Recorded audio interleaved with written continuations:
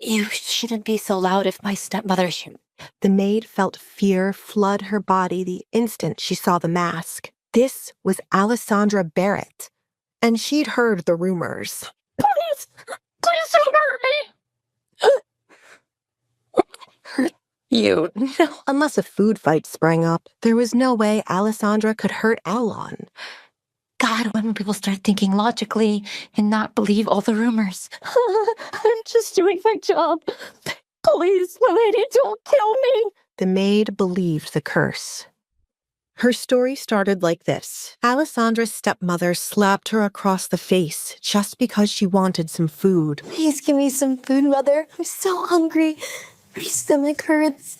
My stomach hurts. Oh, whining. Gutter rat. Please, stepmother. I feel so weak. All I'm asking for is just a little. Are you ashamed of begging like that?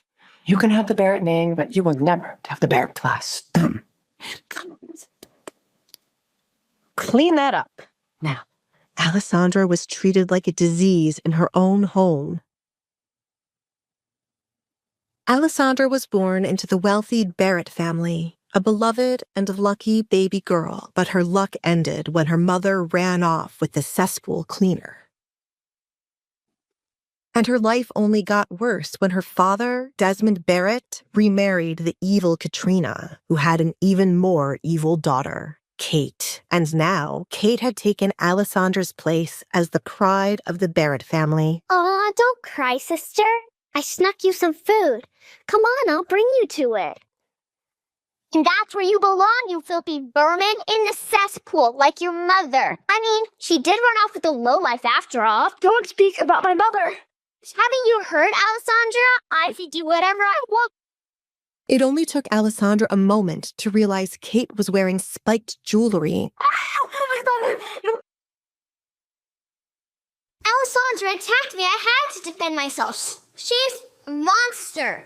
Are you okay, my child? look at what you've done. Dirty vermin. You're just like your mother's. Filthy.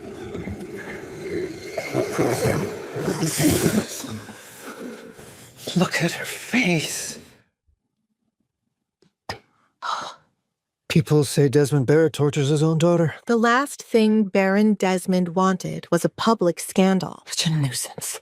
Just like her mother, always causing trouble. Why do we even keep her around? The reason was simple. Alessandra's mother left her fortune and the Barrett estate in Alessandra's name.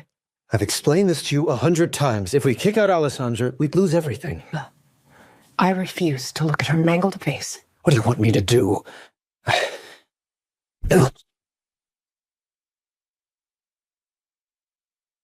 And so, Alessandra would live her life with her face covered in a mask. Haven't you heard? Her mother put a hex on the girl. Anyone who gazes upon her face dies. The rumors spread like wildfire, and soon, people avoided Alessandra at all costs. She lived a secluded life within the walls of the Barrett mansion, with her cat Luna as her only friend. But most of all, she missed her mother. One day, I'm going to wear this and go far, far away from here. She found solace in the wedding dress her mother had left behind, her tears soaking into the fabric. So, Mother? The wedding dress wouldn't look half bad on me. Just need someone who could stand to marry me, right, Luna? Even though Alessandra was older, so was her bully.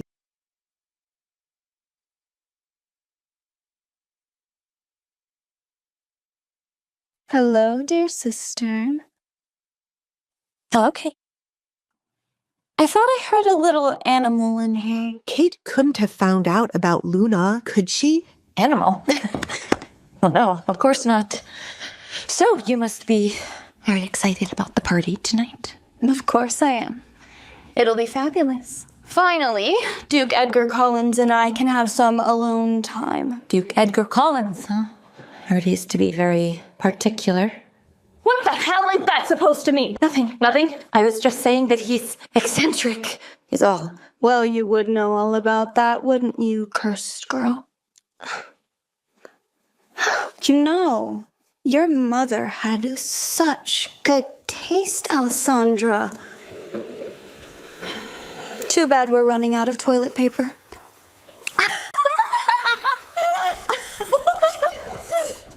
So, you bitch!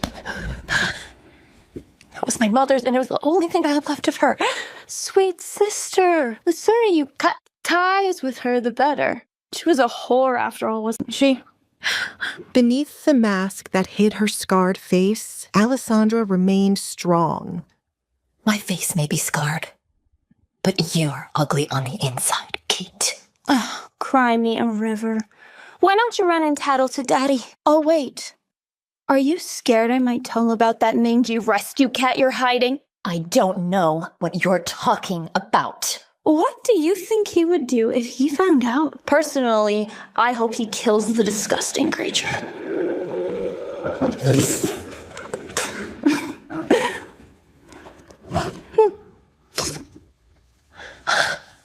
One day, I will escape this place. Oh, you will never do that, freak. You're not going anywhere. You will die in this castle all alone. I'll send up some table scraps after the party. Toodaloo, sister.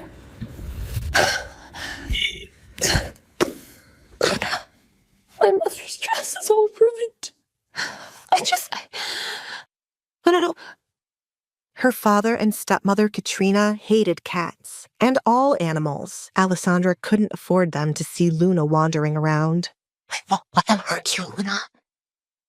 Alessandra knew that if she were ever caught outside her room, they would punish her. She had to be careful.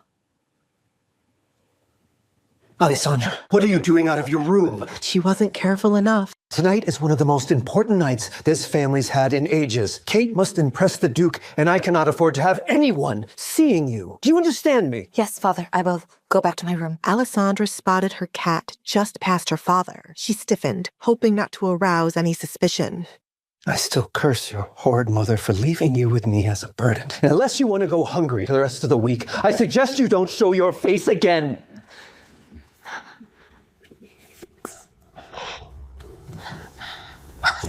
Gotta be more careful, miss. It was Mario, the cook. Oh, no, Mario, thank you.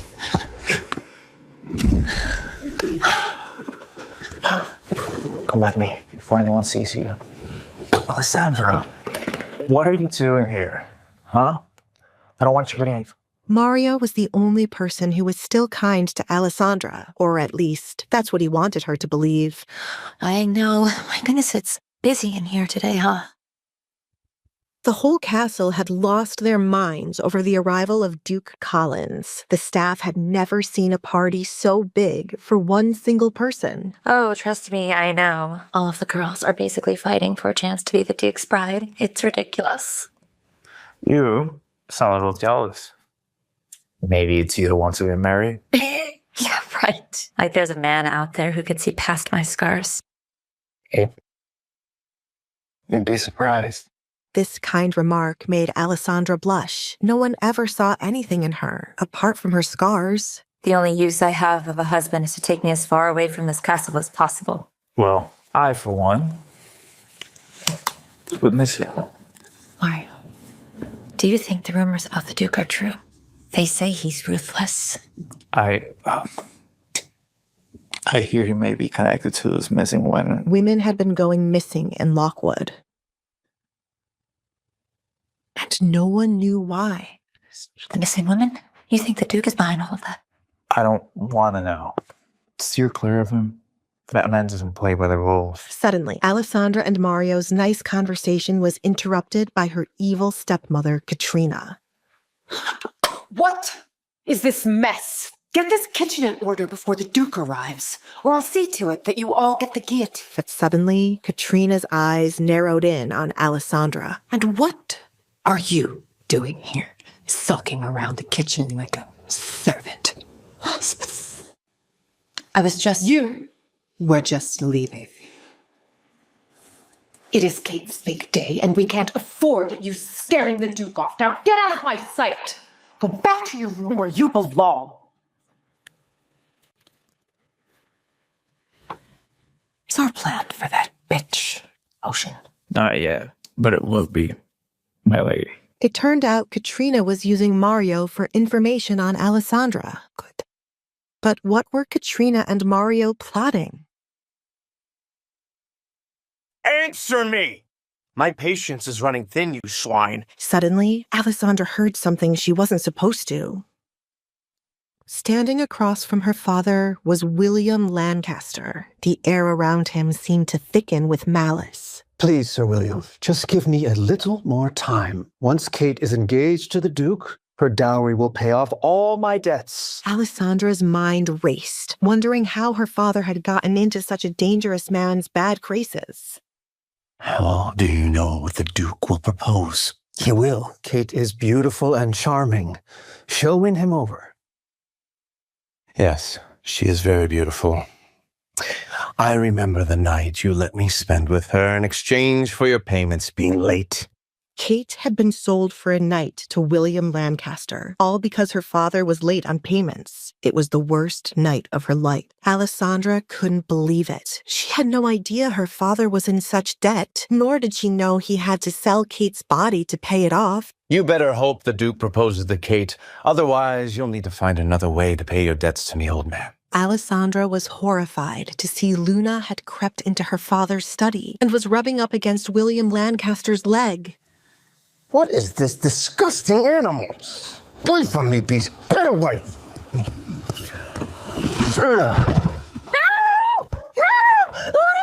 Sir William threw Alessandra's cat out of the window. Alessandra, get a hold of yourself.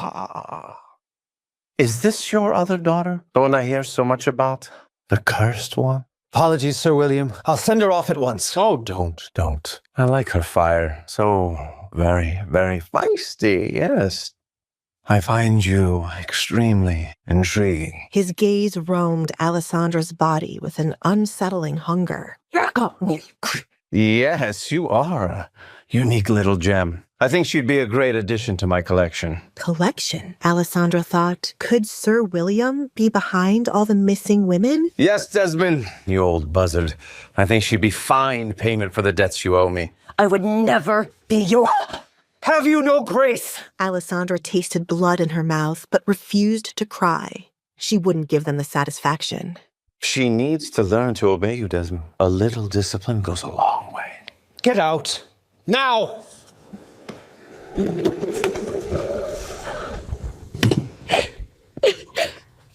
so sorry, Luna. I should have protected you from those monsters. I only wish that they would have thrown me out the window, too. So I could have left this. Alessandra needed a plan, an escape plan. Suddenly, she heard a grand carriage pulling up to the castle. A man stepped out, tall, broad-shouldered, with an authority that seemed to command the very air around him. It's Duke Edgar Collins. Why am I here again? Why, to find a wife, Your Grace. As per the king's orders. Even from this distance, Alessandra could see the irritation on his face. Screw the king. I'd rather marry my horse. I'm only here to get more information about these missing women, Alfred, not love. But, sir... Do not but sir me, Alfred. I do not have time for love and affection, and I do not desire to get married, ever. Duly noted, sir. Now, shall we? We shall. No wonder the Duke looked irritable. He was being paraded about like a show pony. He's not looking for a wife. He's trapped. Suddenly, Alessandra's plan came into motion. Back in the courtyard, Edgar was steeling himself for what awaited him on the other side of the door. Kill me now, Alfred? He had only just arrived, and already Duke Edgar's patience was running thin. Duke Collins, may I present my beautiful and young daughter, the finest jewel in all the land. He may have been the most eligible bachelor in town, but he was a man of principle and was disgusted by these desperate mothers begging him to marry their daughters as if they were farm animals. Lady, are you selling your daughter or one of your cows? I beg your pardon. I am not interested. Now step aside, wench. Everyone was obsessed with Duke Edgar's wealth, and each mother eyed him like a tiger hunting her prey. Oh, Duke, I have 2 beautiful daughters for you to choose from. Neither speak much, but they will make an obedient bride. Maybe they don't speak, but it's obvious that you don't listen. I am not in search of a wife, you daft moron. Well, excuse me, but we did all understand that you were back on the market. What absolute idiot said that? Why, the king, of course.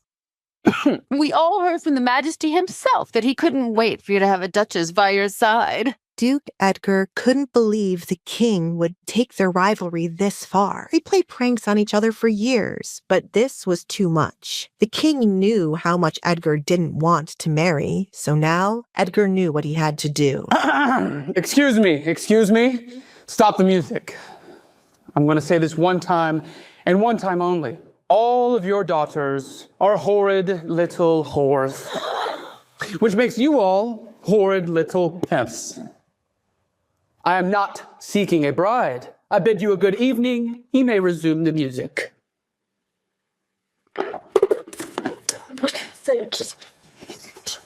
This is going to be a miserable evening. As the Duke was ready to leave early, he spotted someone he wanted to speak with.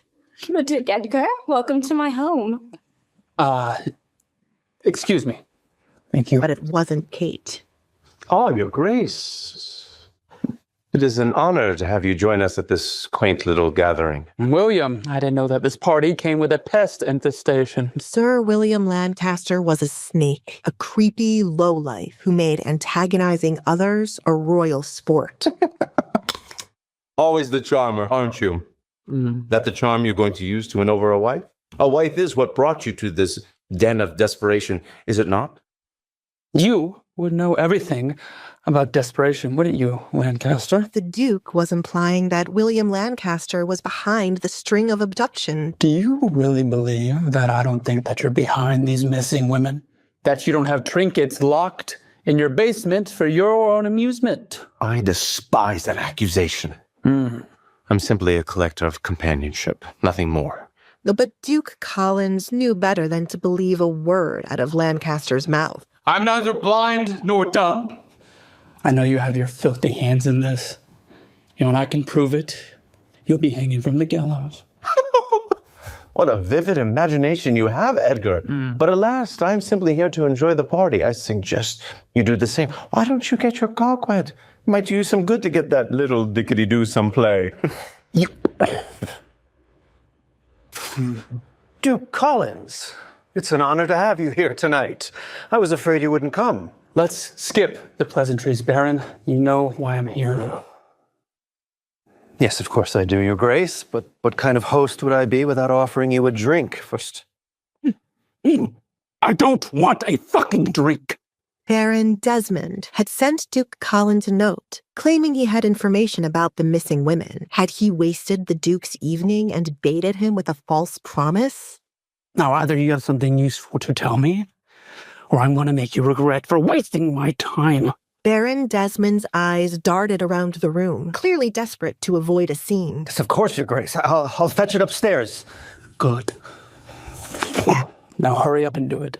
But Duke Collins wasn't off the hook just yet, because Baron Desmond had a very specific reason for luring him here tonight. Forgive me, milord, but I see that you've been ignoring the eligible young ladies tonight. Well, my daughter Kate. Duke Collins couldn't believe Baron Desmond's gall. Do I look like a shooting star to you, Baron? Or a lucky penny? Or a freshwater well? Or maybe some candles on top of a birthday cake? I apologize, Your Grace. I don't think I understand.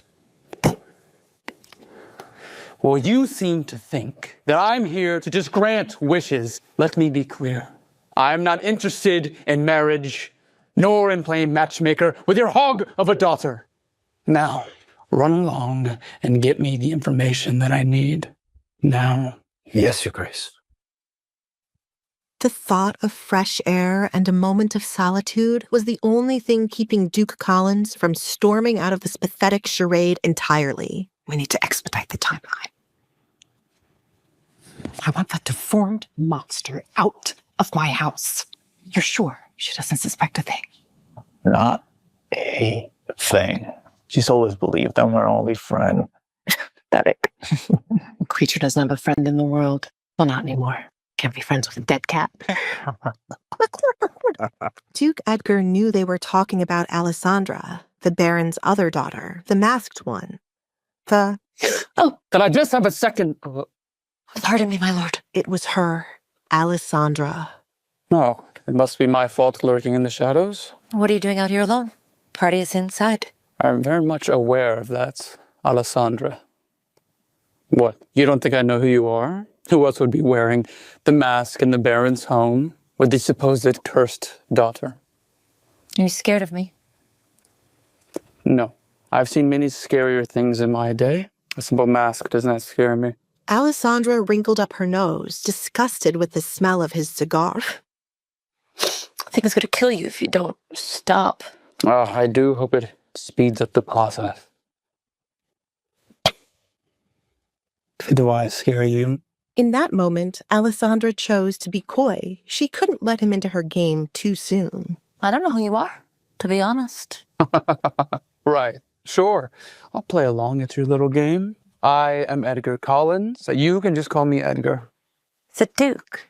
One and the same. Alessandra chose her next words carefully, treading lightly. They say you are to marry. Is that why you're here? For my sister, Kate? No, I would rather kill myself. No offense. Well, you don't offend. I pray to God every night that my horrible sister dies.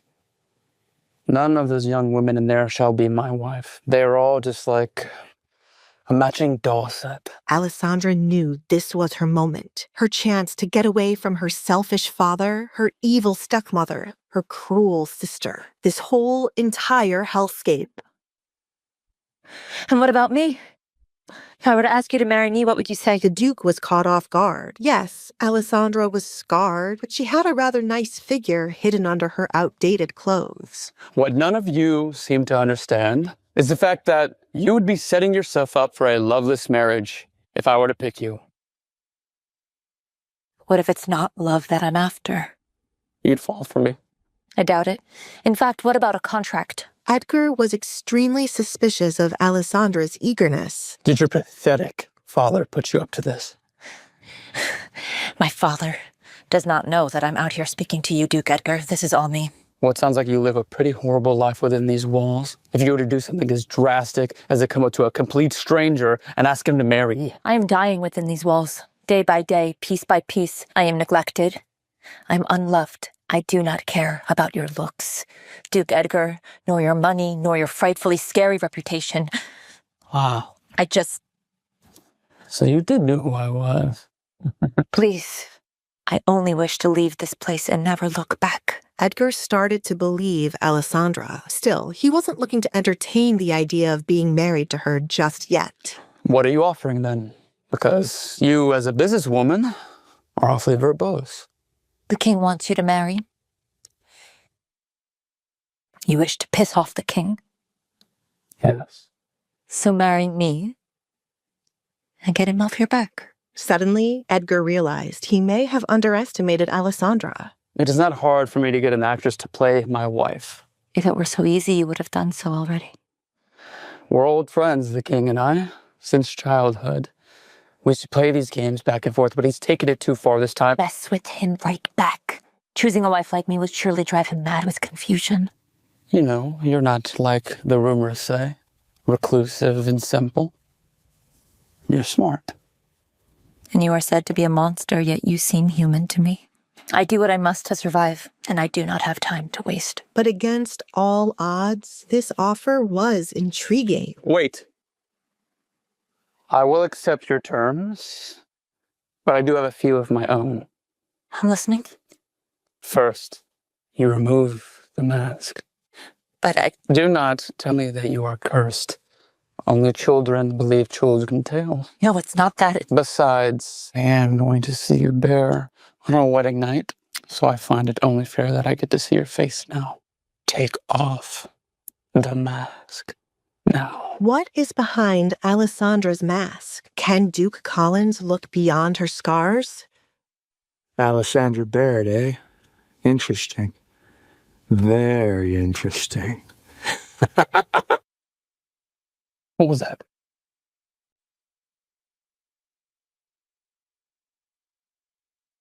Did your father put you up to this? My father has no idea that I'm out here speaking to you, Duke Edgar. No one was supposed to see me pass by. No one is supposed to see me, ever. Alessandra replied with the honest truth. Not many people had ever seen Alessandra since the Baron kept her out of sight. Alessandra wasn't of any use to him, thanks to the mask she wore and the rumors surrounding her.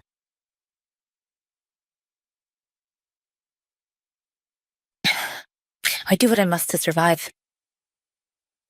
But if you're not interested in doing a contract with me, then I shall leave you be. When Edgar did not respond, she took another step, thinking the man did not want any plans in what she was offering him. But then, he surprised her. Meet me in my residence tomorrow.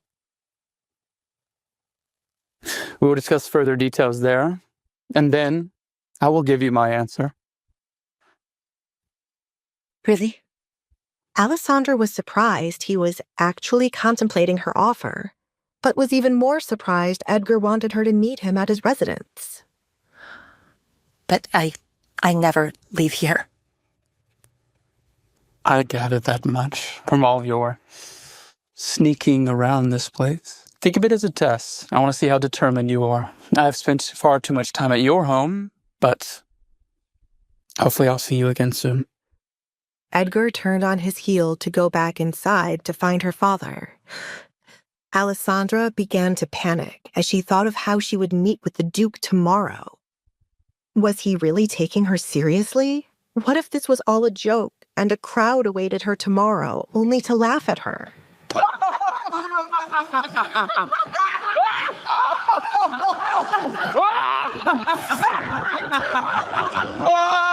Oh my God!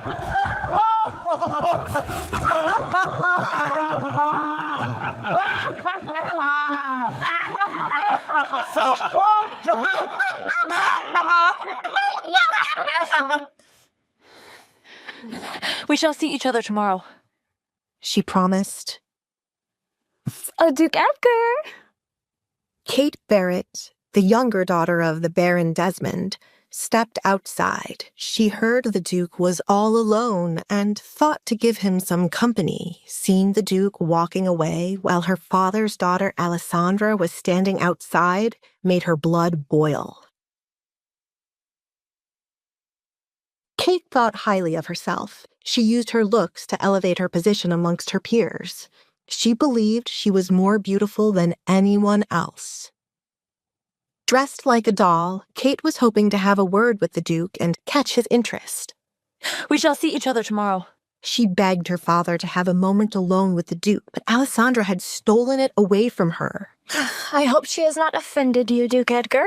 She was not supposed to be out here. Kate glared at Alessandra, warning her to run away. Edgar stopped right beside Kate. She has not offended me. Not like your father has. Thank goodness. It might be due to me being an only child, but shouldn't you be referring to her as your sister, or maybe even her name? Edgar quickly picked up that the younger girl did not like the older one.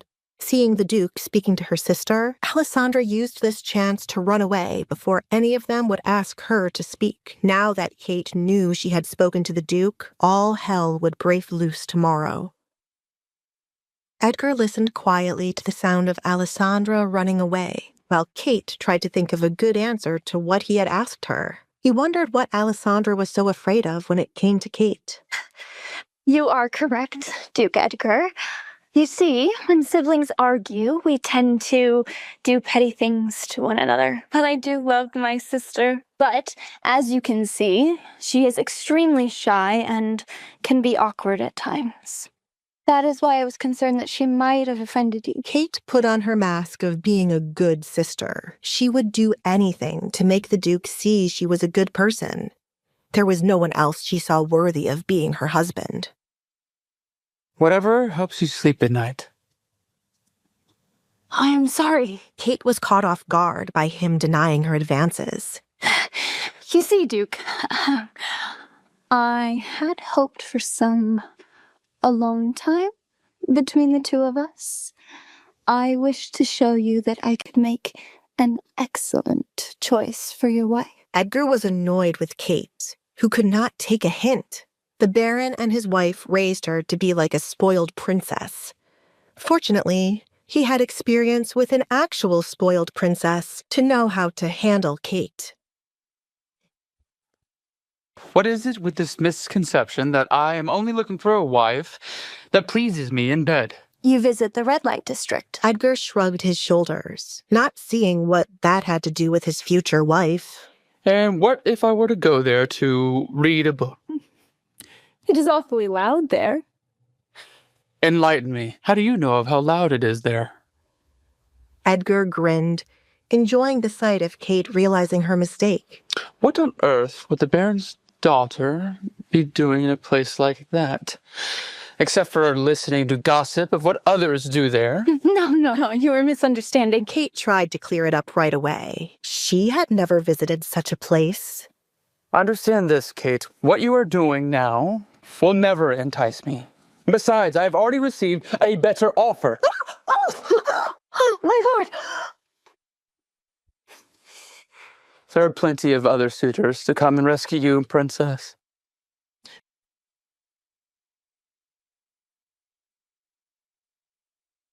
Excuse me. Edgar left Kate behind, both utterly confused and embarrassed.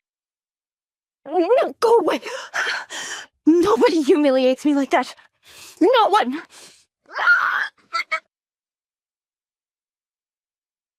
Alessandra took a look behind her to make sure she wasn't followed this far. What she heard when she walked into the kitchen was nothing but chaos. Servers running all around, trying to get the food out to the guests. She called for the cook. No one seemed to realize Alessandra was in the kitchen as they scurried about. And Alessandra preferred that they did not notice her. Seems to be bland, don't you think? Mario spotted Alessandra and turned to another cook. Colorful. The last thing Mario wanted was for Katrina or Baron Desmond to see Alessandra here.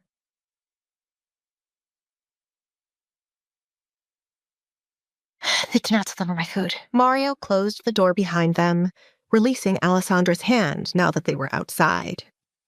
Wedgeton's fault. The Barretts had recently laid off half the staff. There were not nearly enough workers to get the daily tasks done, and now Baron Desmond and Katrina were hosting a massive party. Mario was frustrated and exhausted. He wondered why they suddenly wanted to have this many guests over. Duke Collins is looking for a wife, haven't you heard? Mario scoffed upon hearing this. So that's why. They're throwing a whole party just for Kate to meet the man. I can only imagine she's like a fly bothering him right now. I've spoken to him. With a duke? About what? Mario did not see any reason for Alessandra to meet with such a man. He heard many stories concerning Edgar. Allie, there are many bad stories about him. Well, there are many stories about me and my mask. Do you believe those? She asked, although she knew the answer. She was in no position to listen to rumors about others when the ones about herself were false. Mario went silent as he had most definitely heard what people said about Alessandra. Her mother put a hex on the girl. Anyone who gazes upon her face. Duh. He had never seen her face, but he didn't believe it could possibly cause death. Of course, I don't believe the stories, Allie. Well, then I shall give the Duke a chance. I cannot tell you what I spoke to him about, but I'm hoping for some good news. Is this concerning your escape plan? I do hope the Duke helps you get far away from here. It's a shame you can't go on your own. But with all the girls disappearing... I hope they find the culprit and that the girls are still alive. I overheard your father claiming to know something about it when I delivered him coffee.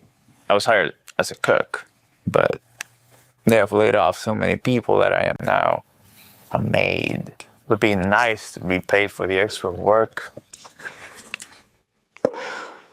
Mario, when I get out of here, you should come with me. You've always been so kind to me. I wish to return the favor. That is so nice of you. But I still owe the Baron from the money that I borrowed. It's gonna take me at least a year to pay it off. But then I will find you. You're the only Baron I can stand. I don't know what went wrong with the others. If not for Alessandra, he would have thought the entire family was unbearable. Mario, I have a favor to ask. Well, two. I am not close with the coachman, but you are. Will you speak to him about taking me somewhere tomorrow without telling my family about it? He might be scared of me and run away before I get to speak to him. Mario was the only person she spoke to like this, as he did not believe the rumors about her killing people after they saw her face, or the rumors of her actually being a ghost. That won't be a problem. I take it this trip has something to do with the Duke. I am wary of him, Alessandra.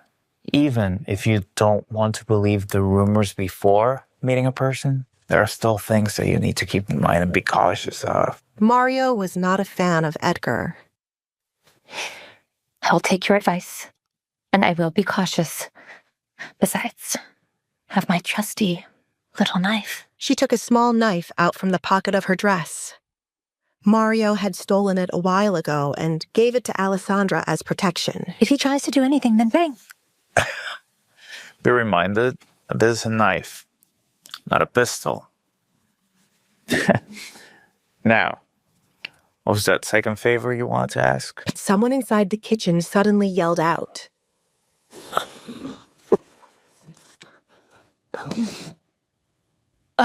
Food. Please. Right away.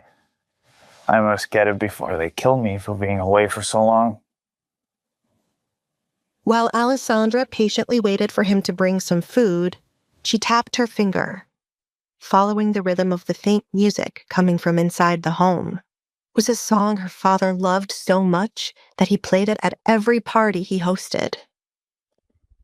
She closed her eyes to imagine what it would be like dancing around to the music, having small talk with others, and enjoying the food prepared. If only she did not have to wear a mask, and the rumors surrounding her didn't make everyone back away in fear when she showed herself. She could be free. She could be... I got you a little bit of everything. Mario returned with a plate of food and a jug of something to drink. But upon opening her eyes, Alessandra was met with the reality that she would spend the night alone with her kitten. But suddenly, Alessandra heard a sound at the front gate. Open up, Barry! You got debts to pay! Alessandra's father did not enjoy his wealthy guests peeking around his mansion. Perhaps we find the party ourselves, gentlemen. Stop! I mean, welcome, good sires. Allow me to guide you to the ballroom. Hiding something, are you, Baron? For somebody like you who owes money to more than half of Lockwood, can't say I'm surprised. Where did you get the money for such a lavish affair? Please, allow me to guide you to the ballroom. Alessandra knew far too much about the trouble her father was in.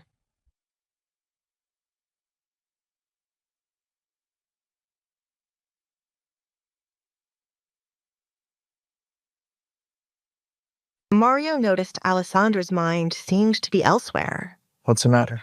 Oh, nothing. Just thinking. Alessandra didn't want to keep Mario from his work, so she quickly accepted his provisions. Just 3 hours left, and then we finally get some peace. Alessandra, it'll get better. The rumors, the way you live, your relationship with your father, everything will get better one day. Mario offered reassurance, as he always did. It was in his nature. You're trying to give me the whole rainbow at the end of the story. No. Mario hated that ridiculous phrase. When was the last time you saw a rainbow in Lockwood? For all the time I've been in this town, I've never seen one. I say happiness will come when the next shipment of rum arrives. There was a high chance Mario had already been drinking. He tended to bring up rum whenever he was drunk. Alessandra tried not to judge. Drinking was the only way Mario could bear all the work he had to do around the house. And it seemed he wasn't the only one enjoying copious cocktails tonight. But makes me happy. I slipped you the good stuff. I don't get drunk easily. In that moment, it occurred to Alessandra that her high tolerance was probably a result of her frequent rum nights with Mario. Just enjoy it. You don't have to be drunk to enjoy life, huh? I will see you tomorrow. Okay? Mario had gotten in hot water for leaving the kitchen well on the clock before. He couldn't risk it happening again. Okay. The talk with Mario was enough to brighten Alessandra's mood and reassured her that her meeting with the Duke tomorrow would finally get her freedom from her family.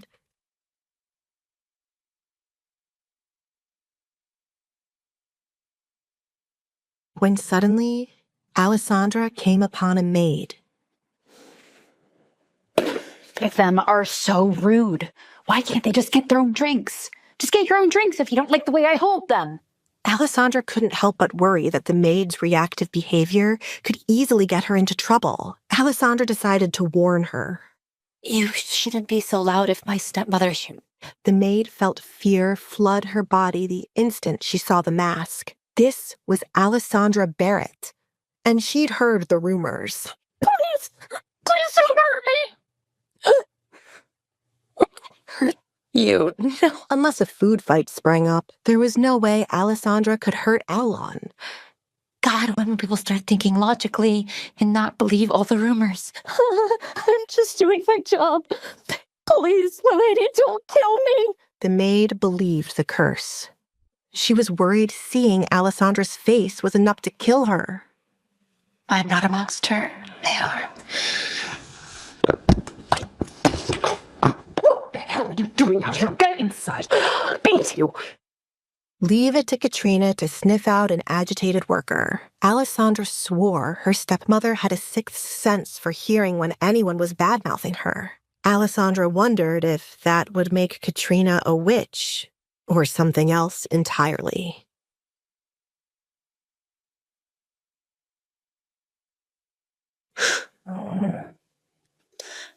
Maybe she fell from the sky. Alessandra finally returned to her lowly quarters. Her father would never let his guests wander here for fear of gossip. Knowing she was fully alone now, Alessandra could finally dance freely to the music that wafted from the ball. All she was missing was a fancy dress and a partner.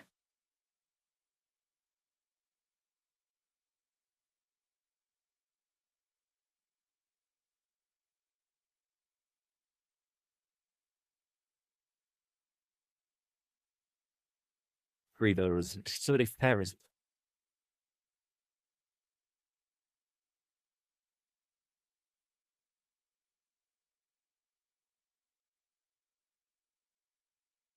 This hall was often dark because the staff didn't upkeep the lanterns over here.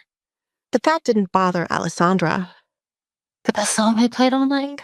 Alessandra hurried to her room. She had to feed her secret kitten that she was hiding. Don't, Kate. Hey, I told you not to come to the door. Oh.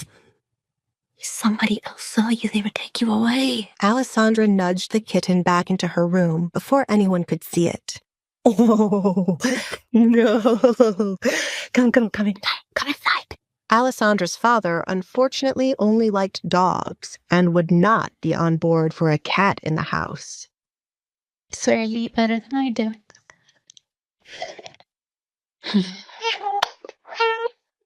Okay, fine. Here you go, kitty. Here you go, kitty.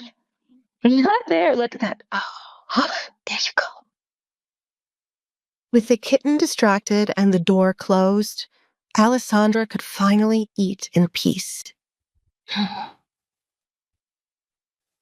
Without her mask on, she was free. There was no one around to criticize her. As she ate in silence, she felt a sudden anticipation for tomorrow's talk with Edgar. She wished tomorrow would come sooner. Hopefully I'll see you again soon. But someone close was getting suspicious of Alessandra. You're hiding something, stepsister? And I'm going to find out what it is. Alessandra woke, feeling more tired than usual. Milady, breakfast is here. Suddenly, Alessandra remembered her conversation with the Duke the previous evening. It was very possible today was the day her life would change forever. Milady? What is she still doing here? Normally, the maid would just knock and leave quickly out of fear.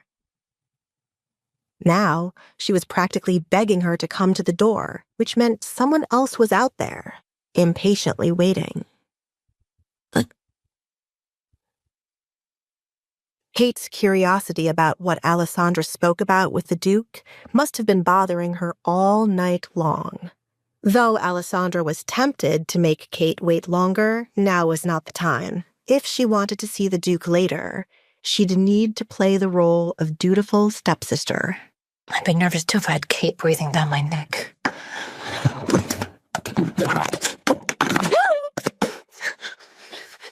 Your breakfast? Alessandra was confused why her tray had been placed on the floor today if the maid was still standing there. But suddenly, Alessandra felt a crushing pain in her hand. Good morning, sister. Just like Alessandra predicted, Kate had been lying in wait. I said, good morning, sister.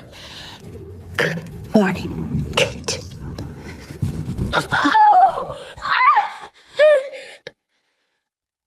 Kate was very annoyed that she had to wait outside of Alessandra's room for so long. If only she had the spare key her father took away. Did you have fun last night, Alessandra?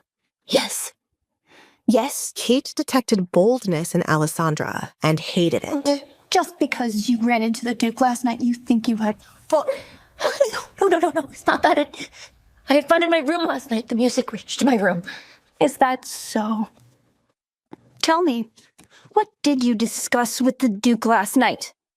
Kate needed to confirm with her own ears nothing serious had happened between the Duke and Alessandra. She'd be humiliated if it turned out he'd taken an interest in Alessandra and not her. I did not notice him standing there as I was passing by. He called my name when I failed to address him, and then he scolded me, and then you arrived. Kate wasn't ready to accept this was the full story. What else? He's talking about marriage and about you as an option. Nothing more, I swear. Alessandra couldn't stand the pain, but Kate was still deciding if she believed her stepsister. Kate freed Alessandra's hand. She was pleased Edgar had spoken about her, but she wondered. Why on earth was he playing so hard to get last night when the two of them walked back into the party? Of course he spoke about me, but who would want to speak to you, Frank? In any case, you shouldn't have shown him your face yesterday. What if he'd thought himself cursed, and then came after us in anger? What would you have done then, freak? Do you think you would have been safe? Kate pushed every ounce of her force into Alessandra's hand to hurt her as much as possible. Then stay in your room, you miserable. This instant. Desmond Barrett was hardly shocked to see his youngest daughter hurting his eldest. But father, she... The Duke saw her last night, and they spoke. You did? Why didn't the Duke mention this to me? I'll take care of this, Kate. Move along. Now. Despite the pain in her hand, Alessandra tried to disappear quickly. A dispute with her father was the last thing she needed.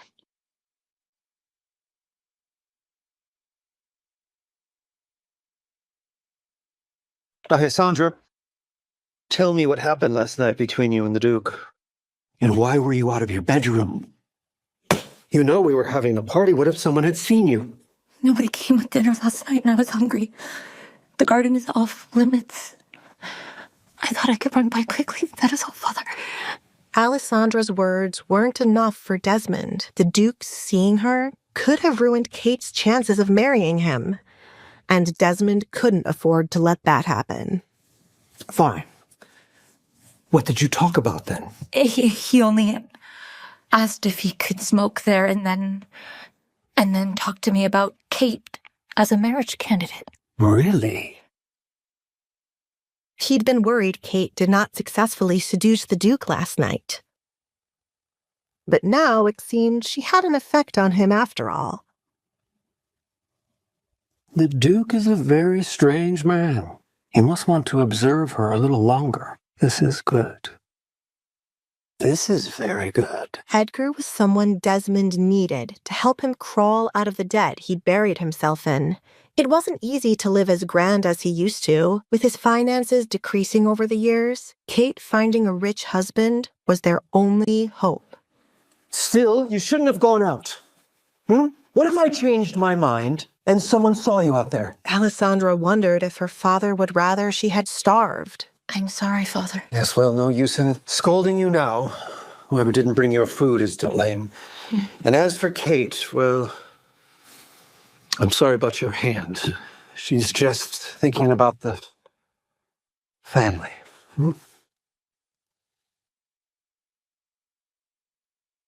We could be easily ruined by Edgar. Desmond was still worried, but from what Alessandra had shared, it seemed she had not offended him. He decided to let the matter go.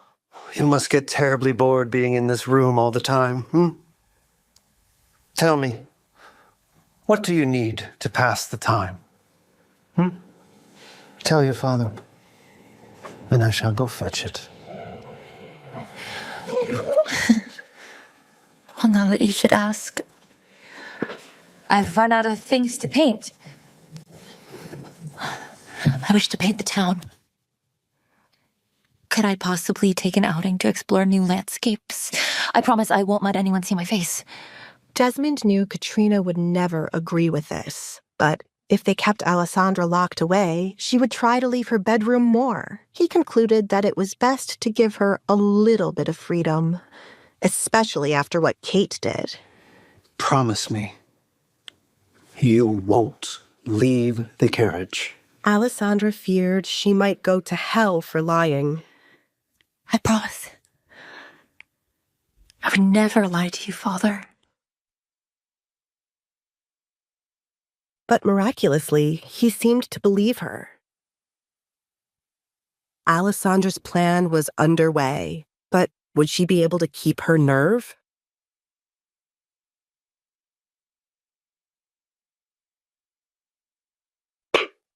Word to me, lady. Duke Edgar Collins' estate.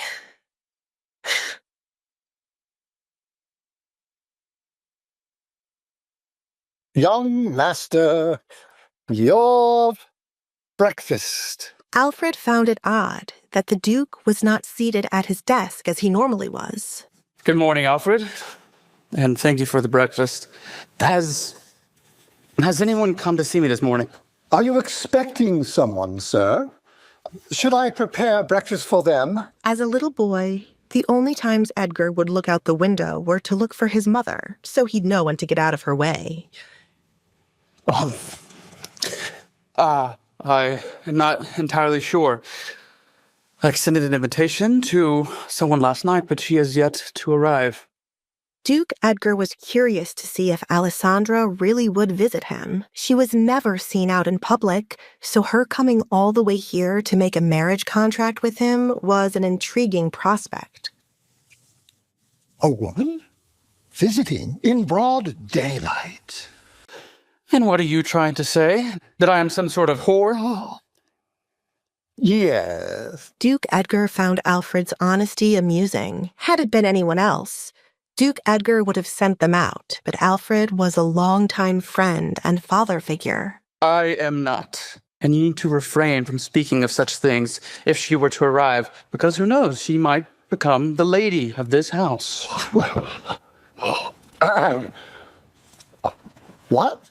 Why are you acting like it's such a surprise if I were to get a wife? Your exact words when the king suggested that you marry were, I'm never fucking getting married. I'd rather throw myself off the roof and die. But perhaps I misinterpreted those words. Apology. You know, Alfred, I sincerely believe that I inherited my dramatic nature from you. I do not plan to get married. Just the woman last night, she was so intriguing. And it would piss off the king and ward off anybody from surrounding me. I do not understand. How could the lady's coming piss off the king and ward off others? It will be self-explanatory if she were to come today. So if a Barrett arrives, you let them in. Anyone but the father. Oh, Barrett? As in Kate Barrett? This was not who Alfred had in mind to be Duke Edgar's wife. Pray tell, did you have a drink last night at the party, Edgar? I stepped out for a quick smoke.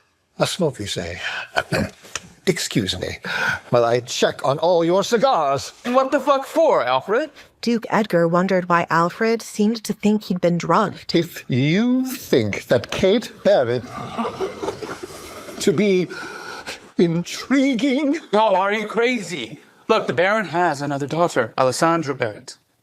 The older one? Thank heavens. And you are aware of the rumors concerning her, right? Anybody is better than Kate Barrett in my book. However, we do not know for sure if Miss Alessandra will even arrive. How long has it been since... Something was definitely amuck outside, but what exactly was it? Alfred opened the door to find a maid, seemingly scared, handing him a paper before going back to her duty. Someone's seen a ghost. Alfred started to read the paper. Oh my. It appears we are in for a surprise, sir. The Lady Alessandra Barrett wishes to have an audience with you. Duke Edgar was pleasantly surprised Alessandra had come, and earlier than he'd expected. Well, invite her into my study. Yes, young master. And stop bowing, Alfred. You're not some sort of priest.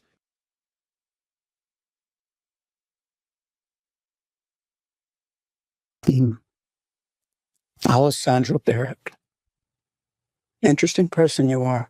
Edgar wanted to be the judge if Baron Desmond truly had nothing to do with Alessandra wanting to get married to him. Their meeting could very well have been orchestrated. He told the Baron he was going out to smoke, and Alessandra conveniently appeared. And the only thing making Edgar believe this might not be a coincidence was the Baron not sending his younger daughter, Kate.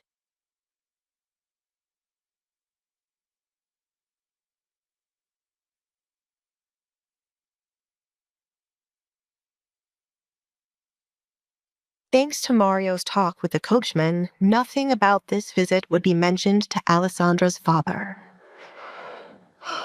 This is huge. No wonder he's the biggest catch to get married. Duke's filthy rich. Whew.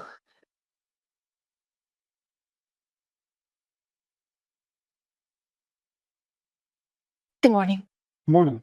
Alessandra was surprised he had not flinched when he looked at her mask. She felt a sense of relief that the guards here weren't afraid of stupid rumors.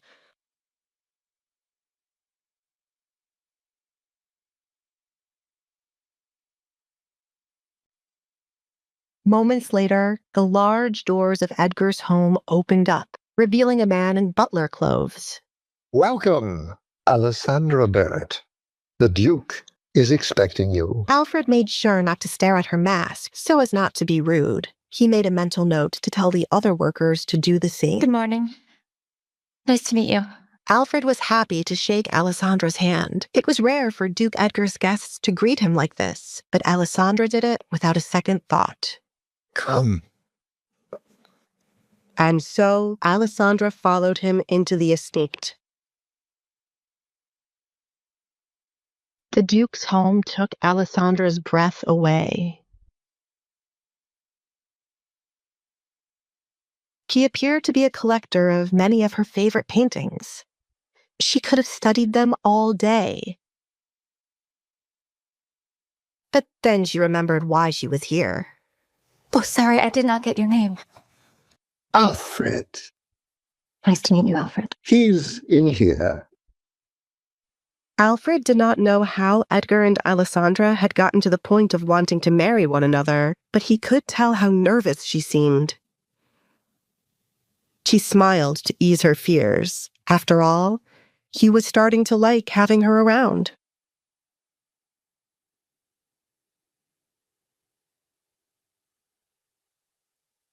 Alessandra felt her heart skip a beat when the door closed behind her. I wasn't expecting you to show up. But if you did, breakfast time wasn't my guess. Was I meant to come in the night? As a thief would? Her boldness shocked him. Let's get on to business, shall we? Alessandra's heart was beating out of her chest. Could she really go through with this? Alessandra lingered by the door, unsure how the Duke would react to her comment. To her relief, Edgar smiled softly. I suppose if you had come by night, my men might have taken you for a criminal, he shrugged, gesturing to the vacant chair across from him. Do take a seat. I'm most curious. How did you manage to leave your father's house, considering you are said to never leave? Did you deceive him, or did he permit you to come? Alessandra carefully considered Edgar's words as she lowered herself into the chair. I am not complicit with my father, Your Grace. In truth, he would never have consented to my visit. He would call me mad to think you would invite me into your home. Does your father dislike you? Edgar inquired bluntly. There was no use in circumlocution when the matter at hand was so pressing. I do not think he dislikes me, no. He is simply ashamed of me. Who would want a daughter with a reputation like mine in a world such as this? This comment cut the Duke in a peculiar way, causing a rare surge in sympathy. It is the duty of a parent to love their child regardless, he said, his voice softening. It is a pity you were born a baron's daughter. Were you born to a family of farmers, they would have cast you off to tend to the land, no doubt, but you would have known love in other ways. If I were the daughter of farmers, Alessandra murmured, they would have no need of me. Perhaps I'd be sold off to the highest bidder rather than hidden behind a mask. Indeed, it is because you are Barrett's daughter that this has come to pass, Edgar remarked, his tone quiet but knowing. In high society, jealousy is a common ailment, particularly among young women. Alessandra did not argue, conceding his point with a brief nod. Someone must have envied you greatly. I can see that now, Edgar continued. But tell me, why would one who has spent most of her life in hiding seek to marry someone as public as myself, someone constantly in the spotlight? Truthfully, Your Grace, Alessandra said, her voice almost apologetic, I never intended to ask you about marriage. It was merely a thought that slipped from my lips. I was searching for someone to marry, but I never imagined it would be someone of your stature. She took a breath and continued more earnestly. I have considered 3 things, Your Grace. First, you value privacy, so I would not be burdened by constant social demands. Second, I could protect you from the attention of others, particularly from those who would seek to intrude. And third, you are a man who could exert control over my family, should they become problematic. Alessandra had spent the previous night contemplating the practicality of such a marriage. A man of Edgar's influence would be the only one her father could not easily dismiss, and the mere thought of escaping her current home filled her with a sense of resolve. True, Edgar mused. I do prefer my privacy, though there are some occasions when social obligations are unavoidable. Family events or functions for business. How could I attend without my wife? It would be dreadfully dull if you remained in hiding. You misunderstand, Your Grace, Alessandra said, meeting his gaze directly. I never hid myself because I wished to. I did so because I was forced to. I would love to see the world, to attend parties, to dance and be seen. My confidence may be lacking, but I do not wish to live in the shadows anymore. Edgar observed her for a moment, a faint hum of contemplation escaping his lips. He murmured. A week ago, I would not have entertained such an offer. But today I find myself curious. Let's see where this leads. He placed a paper before her, the elegant edges of the stationery catching the light. What is this? Alessandra asked, her gaze moving from the paper to him. A contract, Edgar said smoothly. If we are to proceed with this arrangement, it must have terms and conditions naturally. He pushed the paper, ink, and a quill toward her. Shall we begin? Edgar asked, his expression unreadable. Alessandra's pulse quickened. She had not expected him to agree so readily. Is this too easy? She wondered, her mind racing. She had thought he might question her further, test her more thoroughly. What are you waiting for? Edgar's voice broke her reverie. Do you not trust me, Alessandra? Of course, she said, reaching tentatively for the quill. Then sign it and be free. This was her chance, to leave all the torture behind. Alessandra gasped as Edgar's fingers suddenly wrapped around hers before she could touch the paper. What happened to your hand? He asked, his gaze sharp. He examined the redness around her knuckles, then looked at her other hand, which was unmarked. Did you injure it? It's nothing, Alessandra muttered, quickly pulling her hand from his grasp. It is something, Edgar insisted. Now that you will be my wife, I do not take kindly to anyone hurting those I care about. Name the person, and I will see them punished. Alessandra hesitated. It was an accident, Your Grace. Just Edgar, he corrected. See to it that there are no further accidents while you remain at home. We will address this matter again later. His tone was resolute. Alessandra looked up from the paper. You are not my ideal, Edgar, she admitted, her voice matter-of-fact. So, you have a type? Edgar asked, his tone teasing, though it seemed as though he wanted to know more. I was hidden away, but I was not blind. Now, shall we continue? Alessandra asked, eager to move past the topic of affection. Certainly, Edgar replied. First, you must not speak of this arrangement to anyone, save for Alfred, my butler. He will act as your protector should the need arise. Secondly, we must communicate frankly and avoid letting small issues grow into larger ones. I find that sort of thing irritating. I agree, Alessandra said, nodding. And may I keep my mask on until I feel comfortable without it? That is entirely your choice. Edgar paused, his gaze fixed on her as he added, Lastly, we must share the same bed. Alessandra's eyes widened in surprise. Excuse me, Your Grace. Edgar. He corrected her once more, a hint of amusement in his voice. Did you think I meant something else?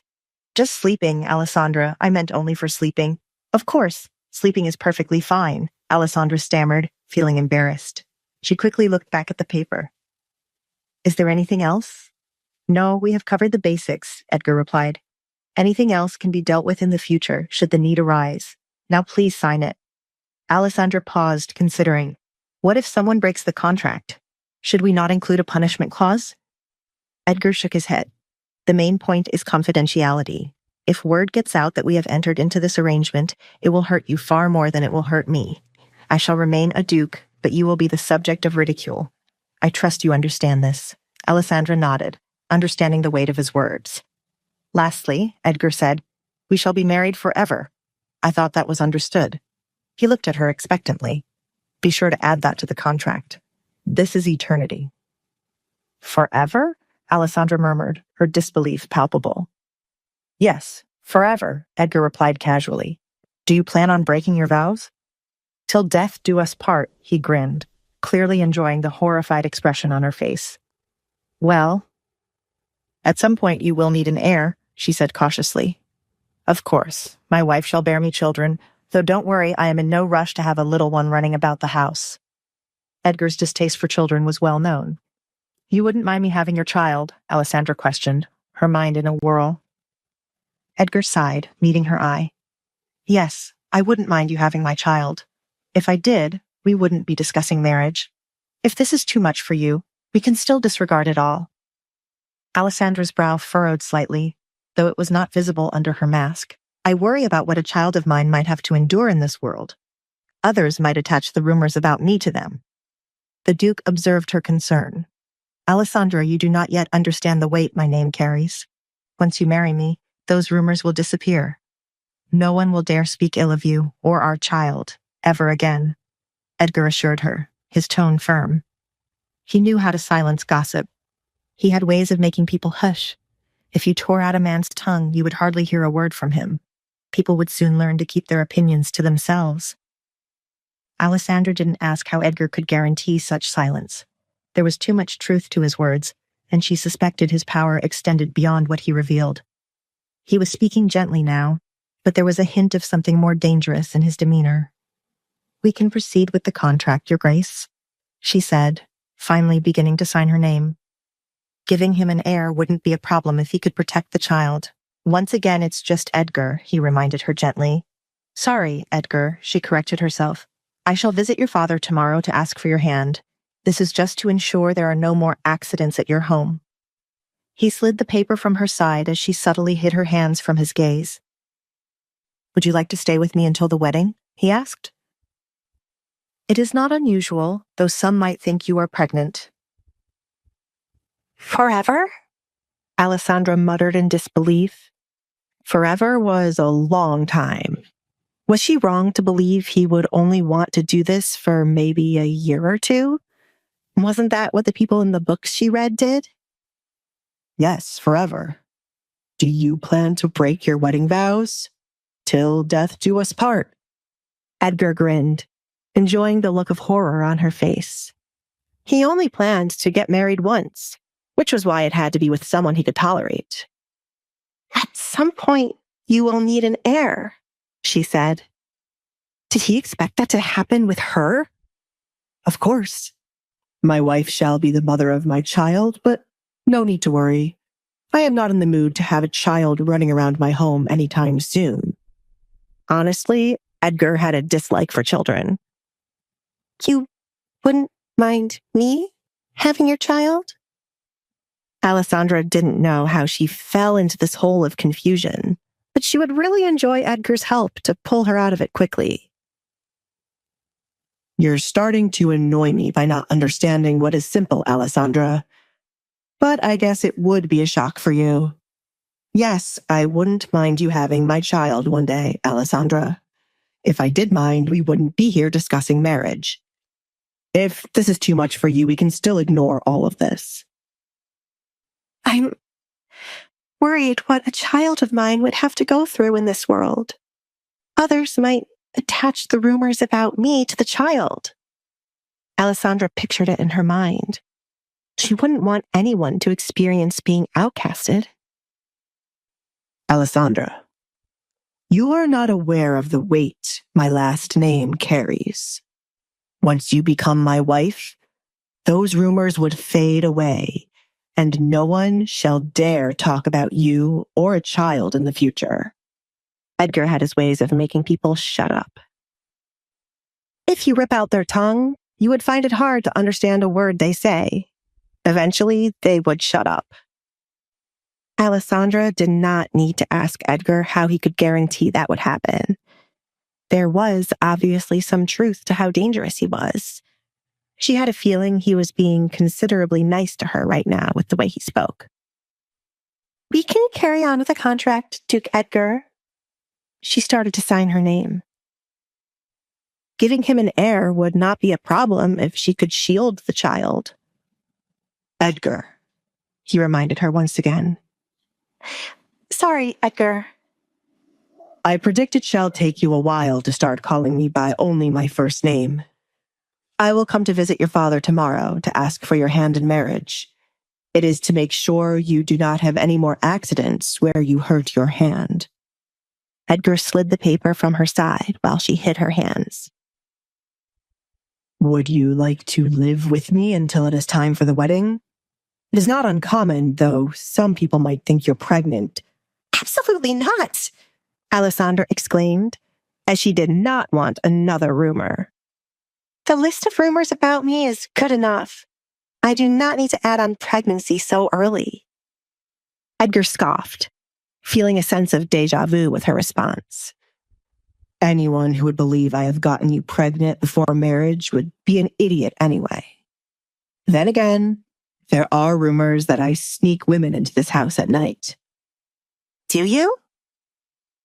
Alessandra didn't find that hard to believe, but she wanted the answer from his mouth since she rarely believed rumors unless the person confirmed it. Edgar pretended to be offended, to mess with Alessandra. His eyes went wide. He gasped and placed his hand on his chest. "I would never." Alessandra felt bad for even questioning it. "I'm sorry." "But There was some truth to the rumor. I didn't sneak the women in here. They jumped over the gates and my guards caught them. One person who heard about it passed it on to another until the story changed completely. Rumors are such messy things when they are about me. There are some moments when they help me catch criminals. Right. He has been assigned to investigate cases under the king's orders, Alessandra said to herself. I shall hide the contract somewhere safe for no one to find. Now that the contract is over, have you eaten? Alfred can bring you breakfast, or have mine. I am not ready to eat with the work I have to do. I would have been done already if not for your father and his lie. The Baron's party cut into his work time. The information he got from the Baron was not useful in any shape or form. It was something Edgar already knew about the missing girls. I'm sorry. My father used your name to gain a few more guests, and Kate fancies you, which was why my father felt pressured to have you there. Alessandra apologized, even though she had nothing to do with it. She cared for her father and did not wish to see his reputation falter. He loved it more than anything. After her mother ran away, it was the only thing he seemed to love, until he met Katrina. Your father, stepmother, and sister shall not gain entry to my home after we are married. I am sure by now you know the type of people they are, and if you found them to be tolerable, you wouldn't be looking to marry a stranger to get away from them, said Edgar. I don't mind. Alessandra didn't want to see her family too much starting now. I must leave now, Duke Edgar. I told my father I wanted a view of the town for me to paint, and if I do not return on time, he will be angry.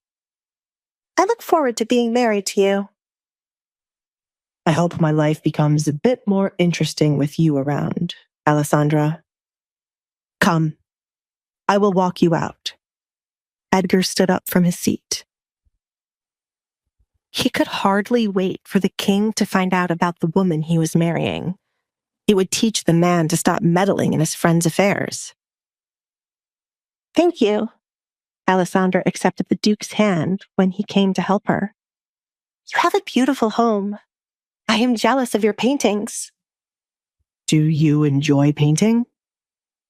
It was the second time he heard her mention painting. He did not necessarily care about the art. He only brought it because of his mother badgering him to add more to his home. I do. It is relaxing and a fun way to pass time. It takes a bit of practice, but nothing will compare to the feeling when you finally nail the look you've been going for. Alessandra was so focused on talking about paintings, she did not realize she was still holding onto Edgar's hand. Edgar did not mind it, as he liked listening to her speak so fondly about her hobby. Then I shall buy a couple of your works. What? Why?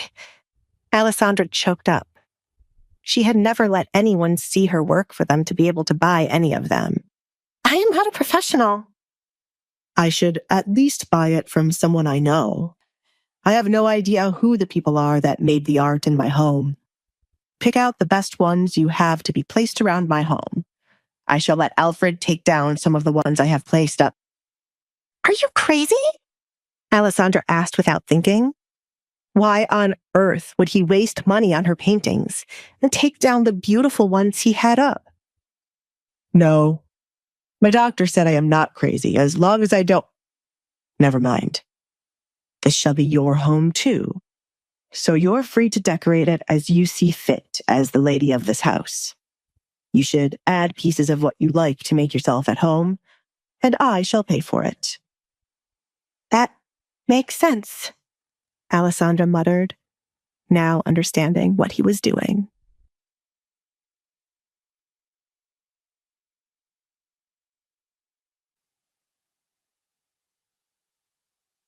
Shall I prepare an engagement ring for you, or is there no need for it? Alfred appeared beside Edgar at the front door. He stood with his hands behind his back, watching Alessandra leave in her carriage. Prepare the ring for tomorrow morning. We will be visiting the Barretts. Edgar left the doorway once the carriage was almost out of his property. Make sure no one speaks of seeing her here before then. Of course. Alfred closed the door behind Edgar. Should I also be the one to prepare the gifts for her family? Cigars from my collection for the father, some kind of jewelry for the mother and daughter, and paint for Alessandra. Lots of it. I need some of the paintings taken down, as I will be buying new ones from Alessandra to be placed. Also take away some of the things in my chamber for her to have. You'll be sharing a room, Alfred exclaimed. Edgar paused to look behind him at Alfred. Why is that so shocking? She will be my wife, Alfred. Aren't you the one who taught me to follow tradition? Young master, nowhere in the tradition I have mentioned includes this type of situation. Did the young lady agree to sleep with you? I hope you mentioned that to her first. No, I mentioned that last, along with her being the mother of my children. Edgar continued, walking back to the study. Children? Alfred gripped his chest, unable to handle the information. You're being dramatic again, Alfred. Edgar refused to turn around to check on Alfred. I have work to do. If anyone else shows up, turn them away. Don't ask me any more questions, or you will eventually add too much stress to your heart and die. Do you wish to die, Alfred? No, young master. I wish to see these children you speak of. I will get to it right away. Good. We're about to have some fun, Alfred, said Edgar. Meanwhile, Alessandra nervously sat in her carriage on the way back home. The situation dawned on her once she was away from Edgar and able to breathe normally. She pinched herself to be sure she wasn't still dreaming and had not woken up for the day. I'm going to marry Duke Collins, she said in disbelief.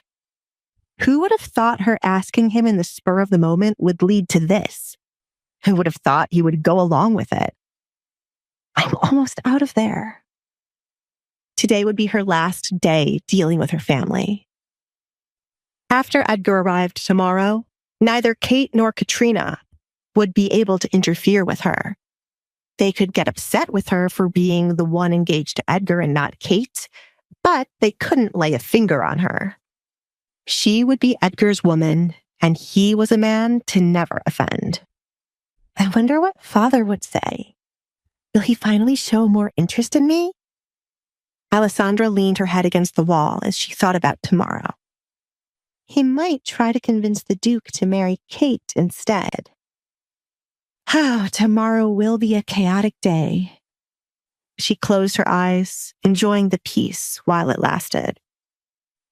As the carriage returned home, Alessandra wasn't surprised to see a figure standing with his arms folded by the door. Her father knew his wife wouldn't be pleased about her leaving home, and Alessandra had made sure to leave before Katrina could stop her. First Kate, and now it was Katrina's turn. When the carriage stopped, Alessandra opened her door herself, since everyone was afraid to get too close to her. She kept her head down to avoid looking at Katrina as she walked to the entrance of their home. Good morning, Katrina, she greeted the woman as she neared her. Katrina, on the other hand, did not return the greeting. Your father must have lost his mind to allow you to leave home. Do the two of you wish to sully this house even more? What would others say if they were to learn that you were riding around amongst them? I did not leave the carriage, Mother. Do not call me that. How many times must I tell you that I am not your mother? Your own mother ran away and left you here to be raised by your father. I am not going to do her job for her. Neither you nor your father seems to realize what I have to put up with a person like you. I made it clear you should not be seen. Katrina was furious to learn Desmond allowed Alessandra to leave without consulting her.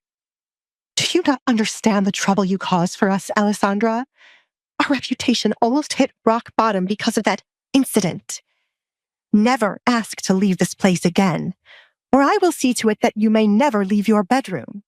Just the sight of you infuriates me. Why on earth couldn't you have followed your mother? I'm sorry. Alessandra apologized with her head still low. Get back to your room. Your presence drains my mood, and I am tired of seeing those masks. I cannot wait for the day you shall no longer be here. I hope you enjoyed your day out, since it will never happen again. Ridiculous, Katrina muttered, turning her back on Alessandra to leave. Alessandra touched her mask, making sure it was still in place. She speaks as if they weren't a part of why I wear it. One of the things Alessandra hated was how she had to act timid around her family. She found it best to pretend to be that way and take their scolding, but having to be that way was irritating.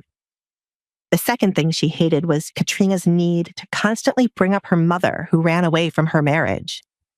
Katrina was speaking based on what her husband wanted her to hear, and not the entire truth. It'll all be over soon, Alessandra said to cheer herself up. It was unfortunate the day might go by slowly now that she really wanted tomorrow to come quickly. A lot could happen before it was time for Edgar to visit her home. Stay out of sight. It was the best thing to do in order to avoid more accidents happening. Edgar might have already picked up someone who had hurt her hand, but Alessandra did not want to involve him in her family affairs and drama. She was well aware he could punish Kate for her, but she did not wish for that to happen. Alessandra wanted to give her family the life they dreamed about, a life without her in it. Involving Edgar in it would only cause too many problems. It was best to cut ties with her family peacefully, as she did not hold a grudge for the way she'd been treated. Alessandra hurried back to her room to avoid running back into Katrina or meeting Kate again. However, upon reaching her door, she was puzzled to find it slightly ajar, as if someone had been inside of it after she left. It could have been Katrina, confirming that her father allowed her to leave. That was what Alessandra hoped, but her anxiety increased seeing Kate standing by her window. "Kate!" she called out to her sister. "You irritate me, Alessandra. Father was mad at me for what happened this morning and for not being able to talk to the Duke last night. It's all your fault, Alessandra. Remember that." "The Duke?" Kate exclaimed, almost choking on a piece of bread. "Mother?" She looked to her right. "I was not aware that he would be visiting. Desmond, did you know of this?" Katrina looked at her husband. There was so much she would have done if she knew the Duke would be paying their house a visit. Desmond was just as surprised as everyone else to hear the Duke was here. Edgar did not leave the party looking too happy after he was given the information about the missing girls. Was Edgar here to kill him? Or maybe there was a chance he was here for Kate. "What are you doing standing here? Send the Duke in right away," Desmond ordered the maid. It wasn't right to keep the Duke waiting for so long. Should I change quickly?" Kate stood, unsure of what to do. She knew she looked good, but was this good enough to impress Edgar? "Sit down. If you run away now and return, it'll be too obvious to Edgar you went and changed. You must not let him know you changed clothes just to impress him. Remember to do as you were taught," Katrina said as she fixed her appearance by looking at her reflection in a glass. Kate did the same to fix anything wrong with what she was wearing. She pushed the biscuits away, regretting how much she had been eating. "He is here," she whispered as Edgar entered the room, followed by the man everyone knew to be his butler. There were boxes in the butler's hands, which made Kate wonder if the Duke had brought them gifts, and if so, what was the reason? Good morning, Duke Edgar. To what do I owe this lovely visit? Desmond stood up to greet Edgar. He extended out his hand to shake with Edgar, but it was left hanging in the air. Young master, Alfred took a step closer to Edgar. You are here to marry his daughter. Be nice, he whispered softly. On the inside, Edgar rolled his eyes, but on the outside, he gave the Baron a smile and shook his hand. I have something to discuss with you, Baron. Should we go to my study to talk? Desmond pointed in that direction. He was curious about what the butler told Edgar to make him shake his hand. No, it is something to discuss with your entire family. Looking at the table, Edgar didn't miss how the table was only set for 3 people, which meant Alessandra did not eat with her family. Entire family? Desmond looked back at Katrina. I see. Please have a seat. Would you like something to eat? No. Edgar held up his hand to stop the Baron. I have already eaten. Edgar sat down in an empty seat, purposely avoiding the looks Kate was giving him. Baron, you must be aware of the rumors that I am looking for a wife. After some time to think, I have made up my mind to marry your daughter, Alessandra. Edgar wanted to get this out of the way quickly to see what his future wife was doing.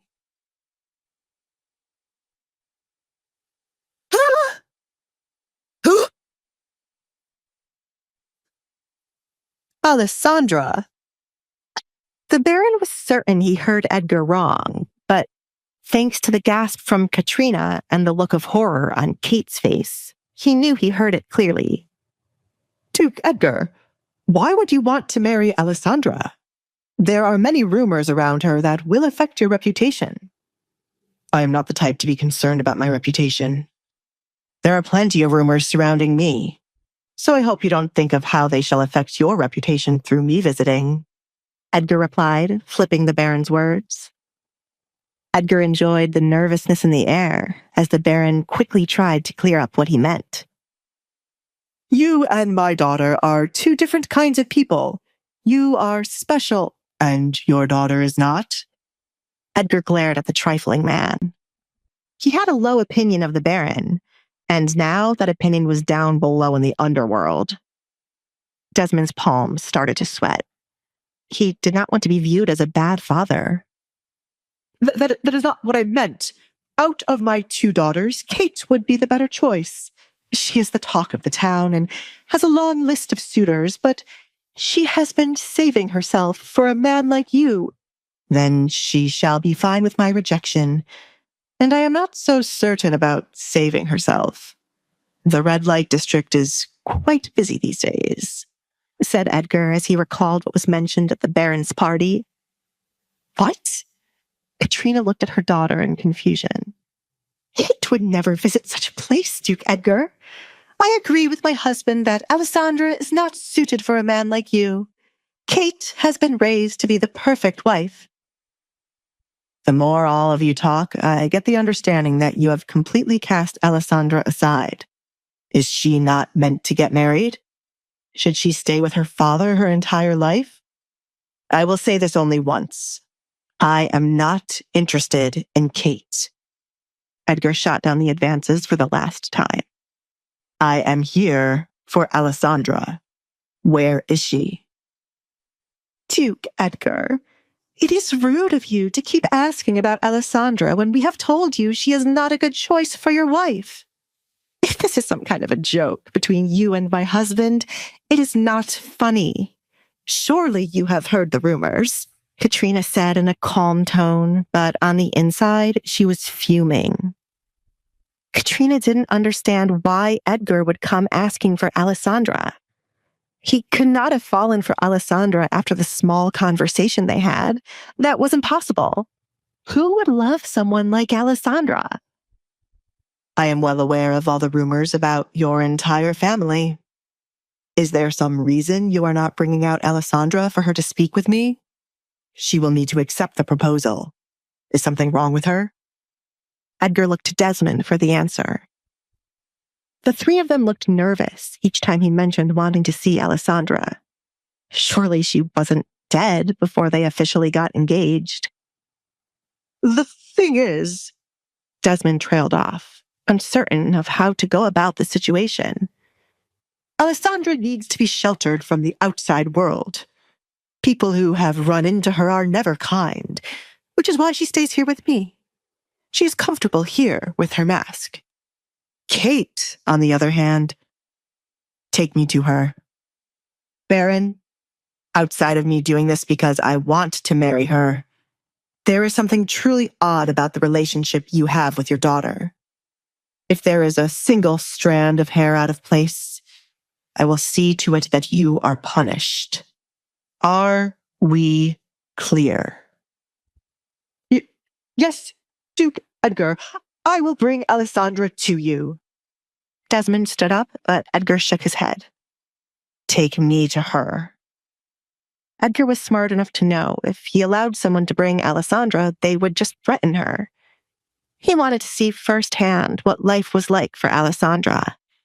Outside of the rumors, what pushed her to suggest a contract marriage? Katrina clenched her fists under the table. There was nothing they could do when the Duke was so determined to see Alessandra. If they were to claim Alessandra was sick now, it would only make things suspicious, as if they had done something to her. My poor daughter. Katrina could only think of Kate. Her daughter sat silently, trying to figure out why she wasn't the one chosen. Katrina didn't want her to marry a man crazy enough to propose to Alessandra, but this was the Duke. How could they allow Alessandra to marry a man of such status while Kate was ignored? She had a feeling Alessandra left off way more than what she spoke about with the Duke. Alessandra, it is not suited for you, Kate spoke up. The shock was over, and now she was ready to fight for what belonged to her. Edgar smiled, enjoying how much they were trying to push him away from picking Alessandra. I know better than anyone else who is suited for me, unless you are questioning my ability to think. Is there a reason I cannot see your daughter, Baron? Do I need to? No, I will take you to her right away. But Alessandra will give you the same answer, Duke. She doesn't like to be seen by others. I don't know what was discussed when you met her, but you might have gotten the wrong impression. Desmond was going to do whatever he could to switch the Duke's attention from Alessandra to Kate. Desmond always thought of the Duke to be strange, but not strange enough to want to marry Alessandra. He was sure once Edgar got a good look at Alessandra now, he would see Kate was a better choice. Baron, you talk too much, Edgar said as he stood up. The more the man talked, the more he was tempted to strangle him. But as Alfred said, he was here to ask for his daughter's hand in marriage, so he had to be nice. What? Desmond was taken aback by Edgar's words. He was merely trying to help him save his reputation. He was not convinced the Duke did not care about his reputation. Everyone did. I'm sorry. This way. He shut his mouth afterward. The Duke would change his mind anyway. Alfred, stay here, Edgar told his butler. Alfred would be his eyes and ears for whatever the two women said or did. Edgar quietly followed the Baron to Alessandra's bedroom. He wondered if she would be happy to see he had arrived early instead of delaying his arrival. Would she be happy to see the expressions on her family's faces? This is it. Alessandra! Desmond knocked on the door. He was hoping she would be sound asleep and would not be able to hear him. But to his surprise, she opened the door after the second knock. We have a guest. The moment Alessandra opened the door, Edgar's eyes went to one thing. It wasn't the blue mask she decided to wear today, but how red her eyes were. What happened? He asked. You see, I asked her, Baron. What happened, Alessandra? Edgar reached out his hand to rub below her right eye, which wasn't covered by the mask. Tell me quickly. Alessandra glanced at her father for a moment and saw how nervous he was. The Duke must have mentioned marriage already. My kitten was hurt yesterday and has passed away. I am on punishment, therefore I could not leave to bury it. Why are you here, Duke Edgar? She asked, feigning ignorance. I have come to ask for your hand in marriage, but your family seems to think it is a bad decision. What do you think, Alessandra? Will you say yes? I accept your proposal, Duke Edgar. Father, I would like to marry the Duke. Desmond was surprised to hear Alessandra accept Edgar's proposal, but he kept himself reserved. Alessandra, the Duke is not an ordinary man. He'll be in the spotlight after you marry him. Why don't you take some time to think about it, Desmond tried to usher her back into her bedroom, but Edgar placed his foot to block him from going near Alessandra. A small smile appeared on Alessandra's face upon hearing this. For the Duke to propose to anyone's daughter was a great honor, but as it was her and not Kate, her father was against it. Typical. I don't need time to think about it, Father. I wish to marry the Duke, Alessandra said, ignoring the look her father gave to her for not listening. She looked at the Duke instead. I would be honored to be your wife, Duke Edgar. Wonderful. I have prepared your family a couple of small gifts for this moment, Baron. My butler has the gifts if you wish to see them now. I would like to have a word with your daughter. Alone? Edgar added, so the Baron would get the clear hint to leave. Gifts? Desmond's eyes lit up, hearing the one word. He heard nothing else Edgar said to him. She thought about the situation quickly, now that there would be gifts involved. Edgar was a stubborn man, so pushing Kate when he clearly did not want anything to do with her wouldn't work, no matter how much they tried. Kate needed to seduce the man on her own. Alessandra was shy and needed guidance. Therefore, the Baron knew he could control and use her to get the Duke to help him out of the financial hole they fell in. Also, with Alessandra close to Edgar, Kate still had a chance to woo him before the wedding could happen. The big problem was Katrina. She might kill him if he allowed Alessandra to become Edgar's fiancée. He knew he had no choice but to keep pushing for Kate. I can make this work in my favor. Desmond mentally calculated all that he could gain from this. Baron. Edgar snapped his fingers in front of the Baron's face. They had been waiting a good minute or so, watching the Baron just stare at nothing. Duke Edgar, well, I am honored you have taken an interest in Alessandra. As her father, I know what is best for her, and I shall decline your proposal. Again, I suggest you consider my daughter Kate. Alessandra, would you be so kind to step into your room for a moment? Edgar said with a smile, but it was evident it didn't reach his eyes. Alessandra nodded, stepped back into the room, and closed the door. She jumped when there was a loud thud on the other side, like someone had run into her door. She didn't flinch the second time she heard the noise again. Is this the Duke's way of convincing someone? She asked herself. Her poor father must be trembling in fear. Why did she have to miss that sight? Alessandra, her father called, followed by a knock after. That fast, she muttered, opening the door to hear her father's decision. Alessandra watched Edgar fix the cuffs of his shirt, while her father looked distraught. He was here to ask for her hand in marriage, not cause a funeral. After some time to think, It would be wonderful if you could get married to Edgar. He wishes to speak with you, so I shall leave. Desmond ran off the first chance he got. His back was aching, thanks to Edgar lifting him up to throw him against the door. What did you do and say to him? Asked Alessandra.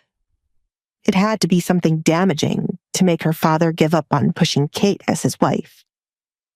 I am a man with a lot of information, and your father is a man with a handful of crimes in his pocket. I'll allow one of them to slip by this one time, but after we are officially married, I can't help it if he is investigated for them, said Edgar. Wow, was the only thing Alessandra could say. She was amazed by how easy it was for him to threaten someone to get what he wanted. Knowledge certainly was power, and whatever the Duke knew scared her father. Do you ever worry that others will kill you for knowing their business? If I am always one step ahead of them, I have nothing to worry about. Do not worry. Your husband will not die anytime soon. Can I come in to talk? Anyone could be listening to us. Edgar looked down the empty hall, but he knew looks could be deceiving. And sometimes walls had ears, thanks to secret places in homes. Oh, right. Alessandra stepped aside for him to come in. She did not care about what gossip could form by him coming into her room alone, as they were going to be married anyway. It's not as grand as your home, but it is my space to get away. Seems more like a prison. Edgar had enough of them on his property to know a holding cell when he saw one. This is your art. He picked up one of the canvases she had stacked up against a wall. I prefer not to call it a prison. That would make my life seem much sadder. I like to think of it as the only place where anyone could be free. Alessandra intently watched Edgar inspect her bedroom. From the looks of your family, I could see why you think that. Are you not allowed to leave here? Why weren't you at breakfast? Or was that your own choice? He carefully placed the canvas back in its place. I am on punishment, Alessandra said, not keeping what happened a secret. Kate threw my kitten out the window, but as always, no one believes how she is. I am meant to be here until I'm ready to apologize. If you do, I will not marry you.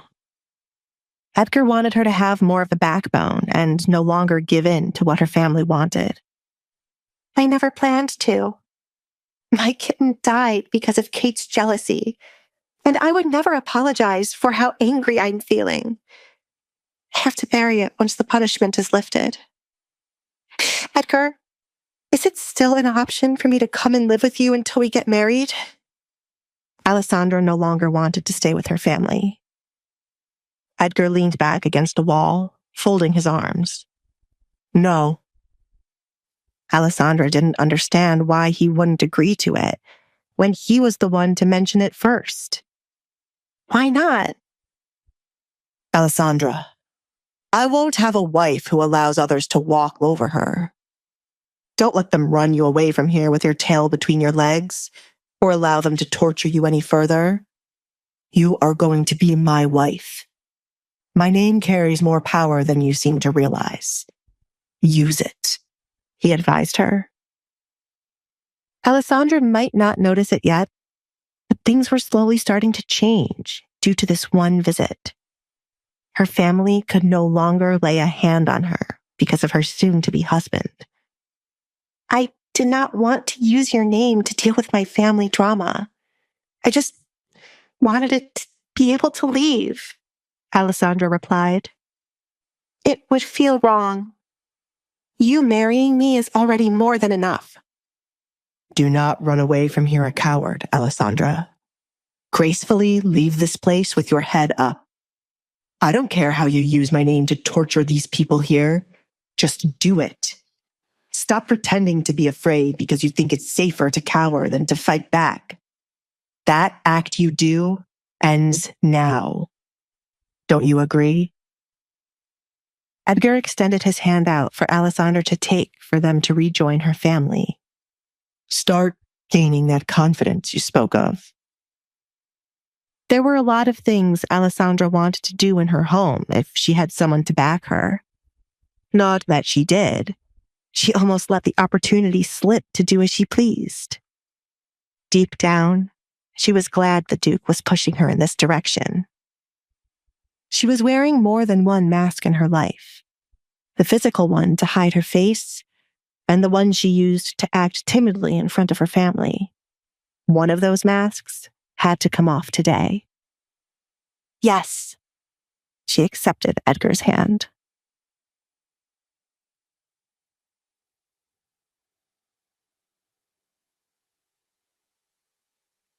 Desmond, you cannot be considering Alessandra being the one to marry the Duke, Katrina said when Desmond returned to the table. He is hell-bent on marrying Alessandra, and she has agreed. I have no choice but to entertain it. Desmond took up a napkin from the table to clean the sweat dripping from his forehead. He threatened me. Still, we have to think about Kate here. Do you know how embarrassing it will be for her to lose Edgar to Alessandra? For heaven's sake, the girl wears a mask. Has the Duke seen her face? Something isn't right. Katrina couldn't make sense of what was happening. Did you find out what was said between the two of them the night of the party? Alessandra had to be lying. She must be threatening the Duke, Kate concluded. It was the only thing making sense to her. Kate, how on earth would Alessandra be able to threaten a man like Edgar when she is always here? Desmond was trying to make sense of the situation, but the theory Kate came up with was ridiculous.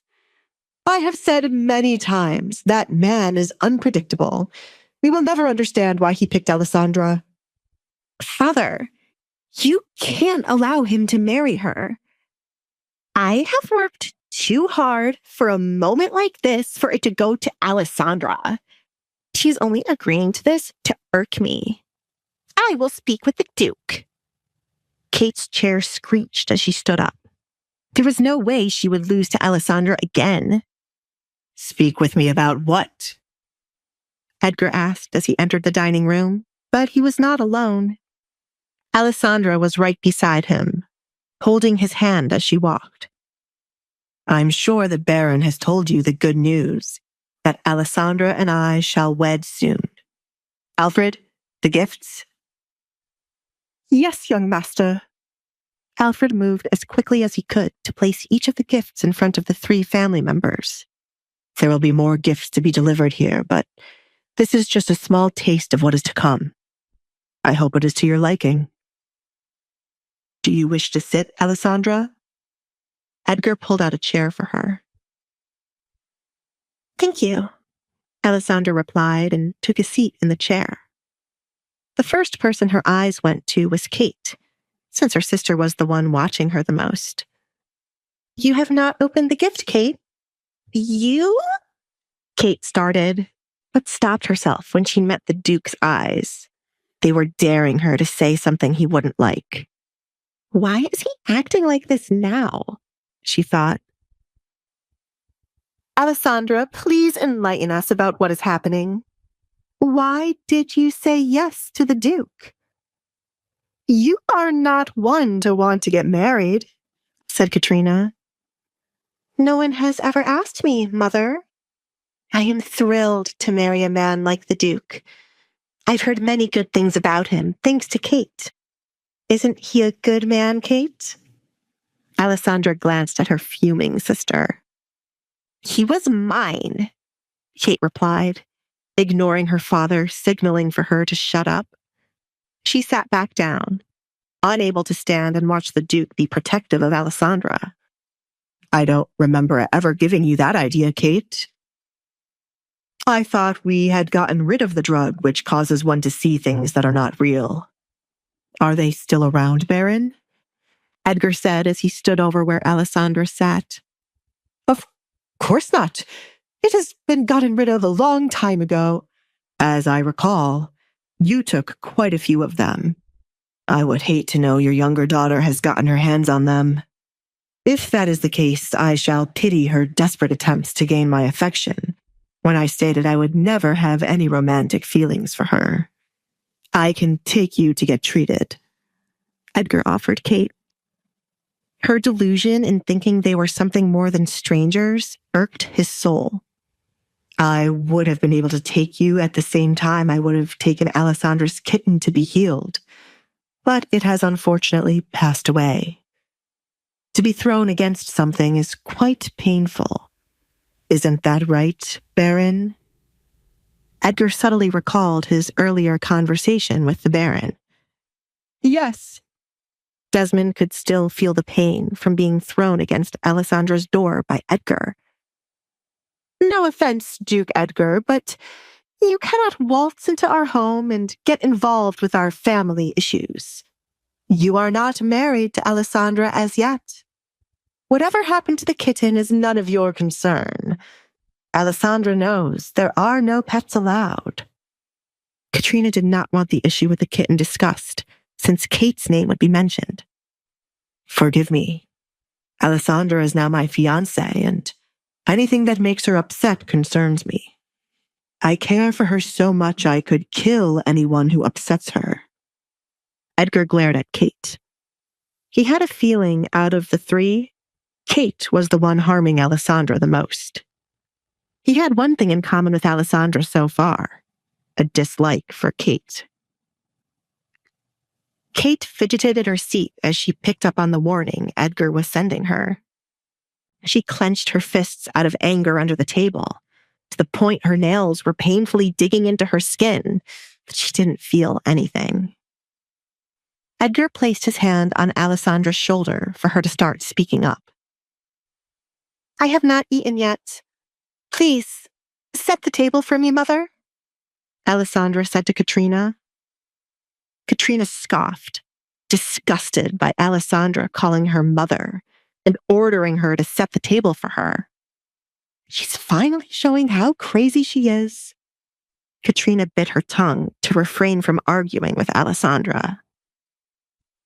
The Duke was standing behind Alessandra defensively, like an animal waiting to attack anyone who offended its master.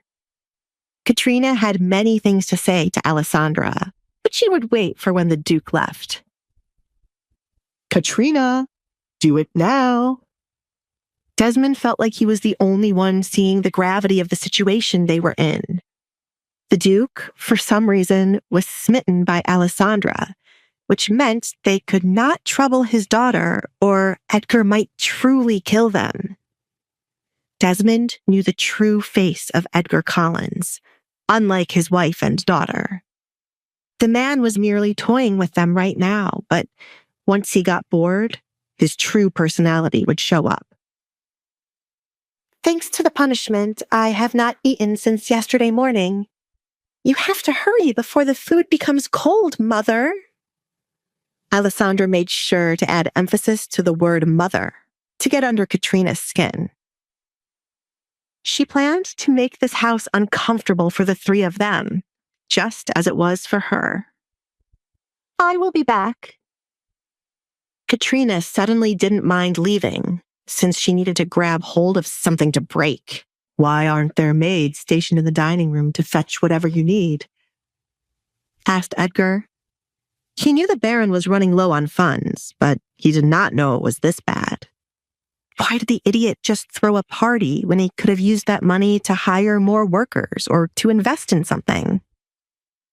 Desmond's forehead continued to sweat as he felt embarrassed. If you had given me a notice you would be arriving, I would have placed the maids in here to serve you and Alessandra well. You're saying I should have given you a heads up so you could place an illusion as if you have many workers? Edgar saw right through Desmond's bullshit. Alessandra smiled, enjoying her father being called out and the sight of him unable to talk back to the Duke. She realized now that her father could only pick on those he viewed as beneath him. Alessandra finally saw how pathetic he truly was. While Alessandra was enjoying her father breaking down, the sight of her smiling angered Kate even more. Are you enjoying this, Alessandra? This is ridiculous, Kate scoffed. Don't think this will last long. You should work on getting over your jealousy, Kate. Green is not a good look for you, Alessandra replied. Edgar snickered due to the fact Kate was wearing a green dress, so Alessandra's words had a double meaning. He wanted to applaud her for slowly coming out of her shell. You! Kate smacked the table and abruptly stood up. Do you think his interest in you will last long after he sees what is under that mask? Edgar, before you confirm this marriage, shouldn't you take a look at her face? Aren't you curious about what she's hiding? She's truly repulsive once you see it. Shall we show him, Alessandra? Alessandra could not respond to Kate's words. She could not show Edgar her face yet, as she was not that confident. There is no need for me to do that, Edgar answered in place of Alessandra. I have seen her face without the mask before. How dare you stand here and lie about her face to me? Alessandra's eyes went wide upon hearing his confession.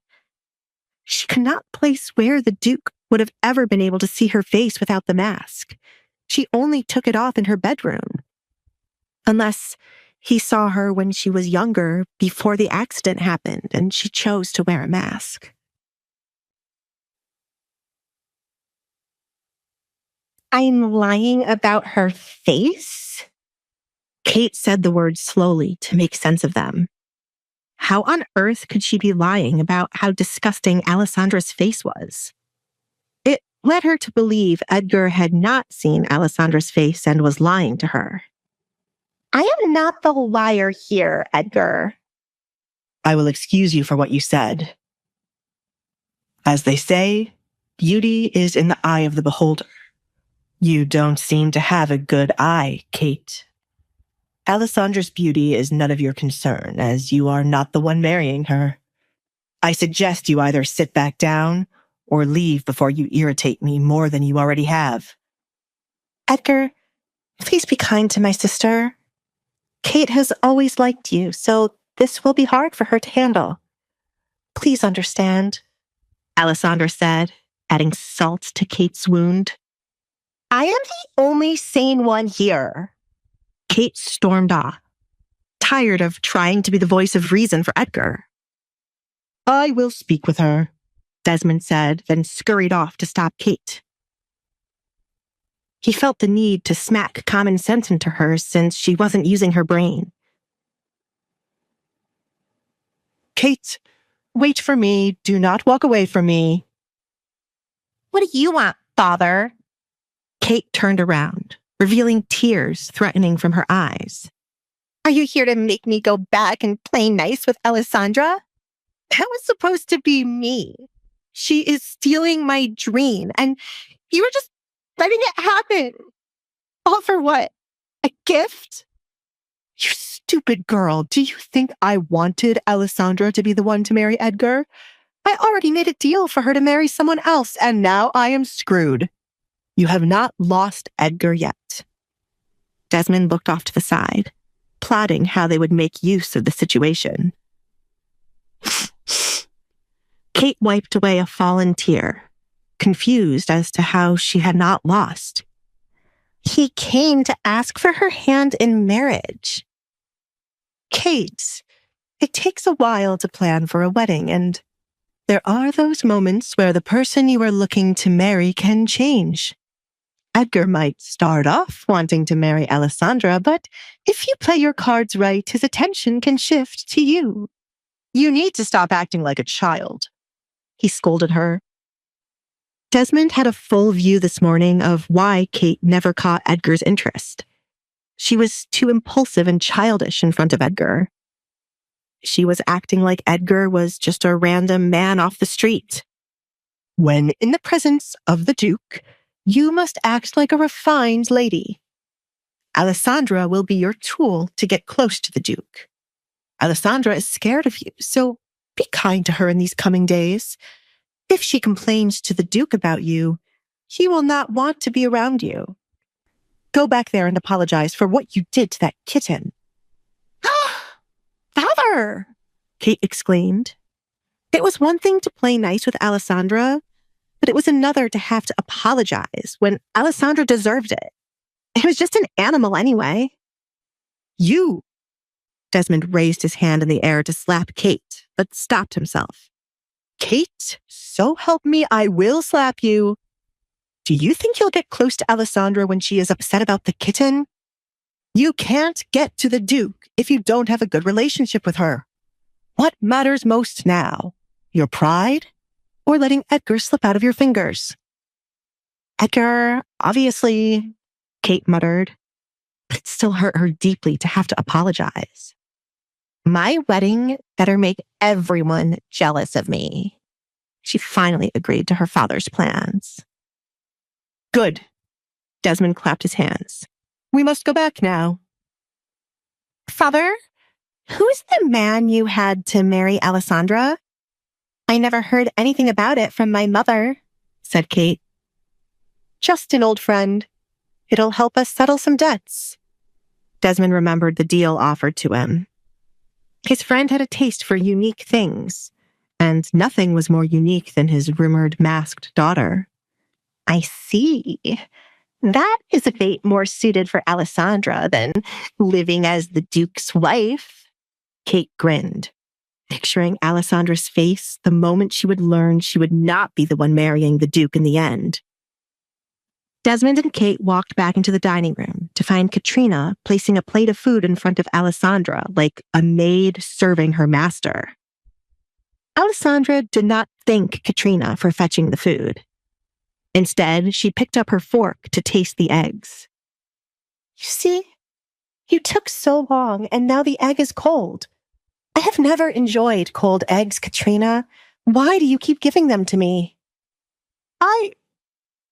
We're back. Desmond cut off Katrina before she could say the wrong thing. Alessandra, Kate has something she wishes to say to you. He pushed Kate forward. I'm sorry. The bitter words left Kate's mouth. For? In Alessandra's opinion, Kate had a lot to be sorry for. Therefore, she needed to be more specific. Hurting your kitten. You did more than hurt it. The animal died. If you're going to apologize, do it right. Edgar interjected. If this was the best apology she could come up with, she could save it.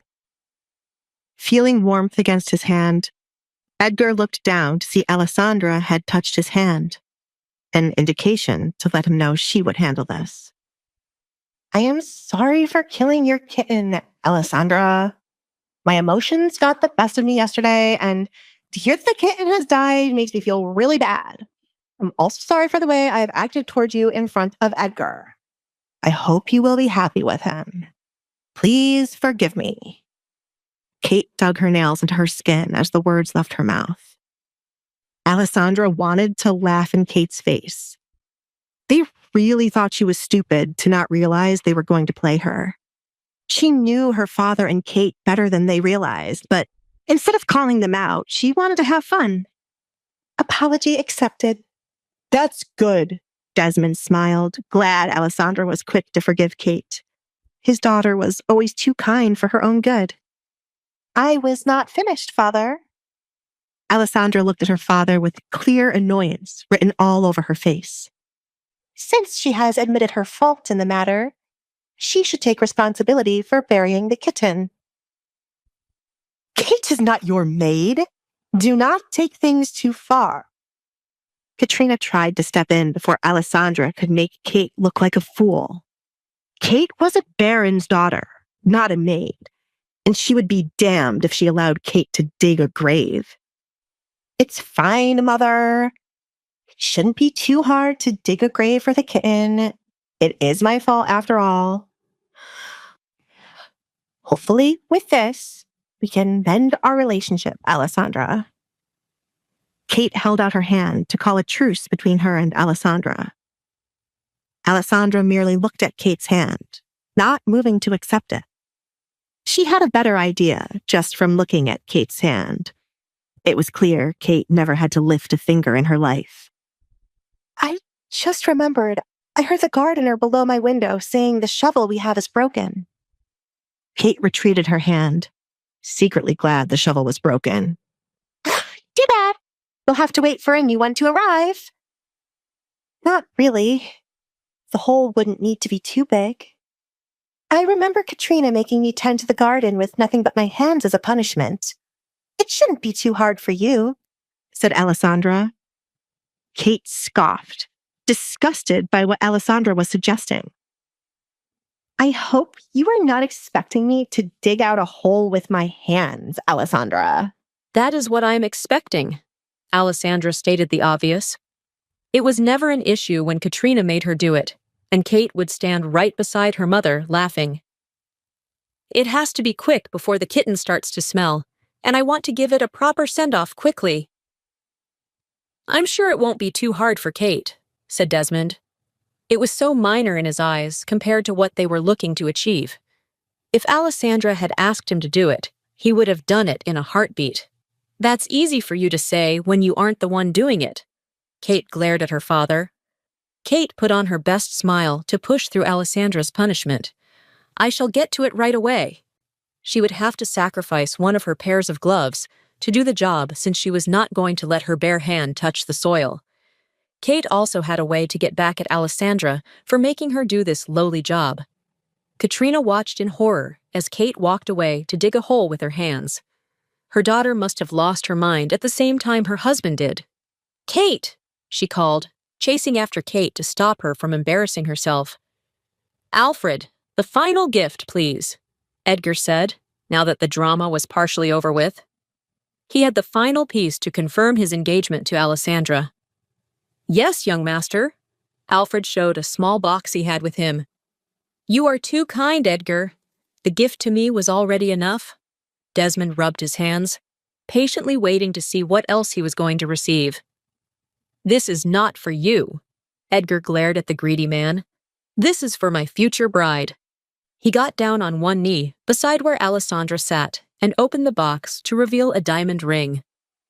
Alessandra had completely forgotten about a ring.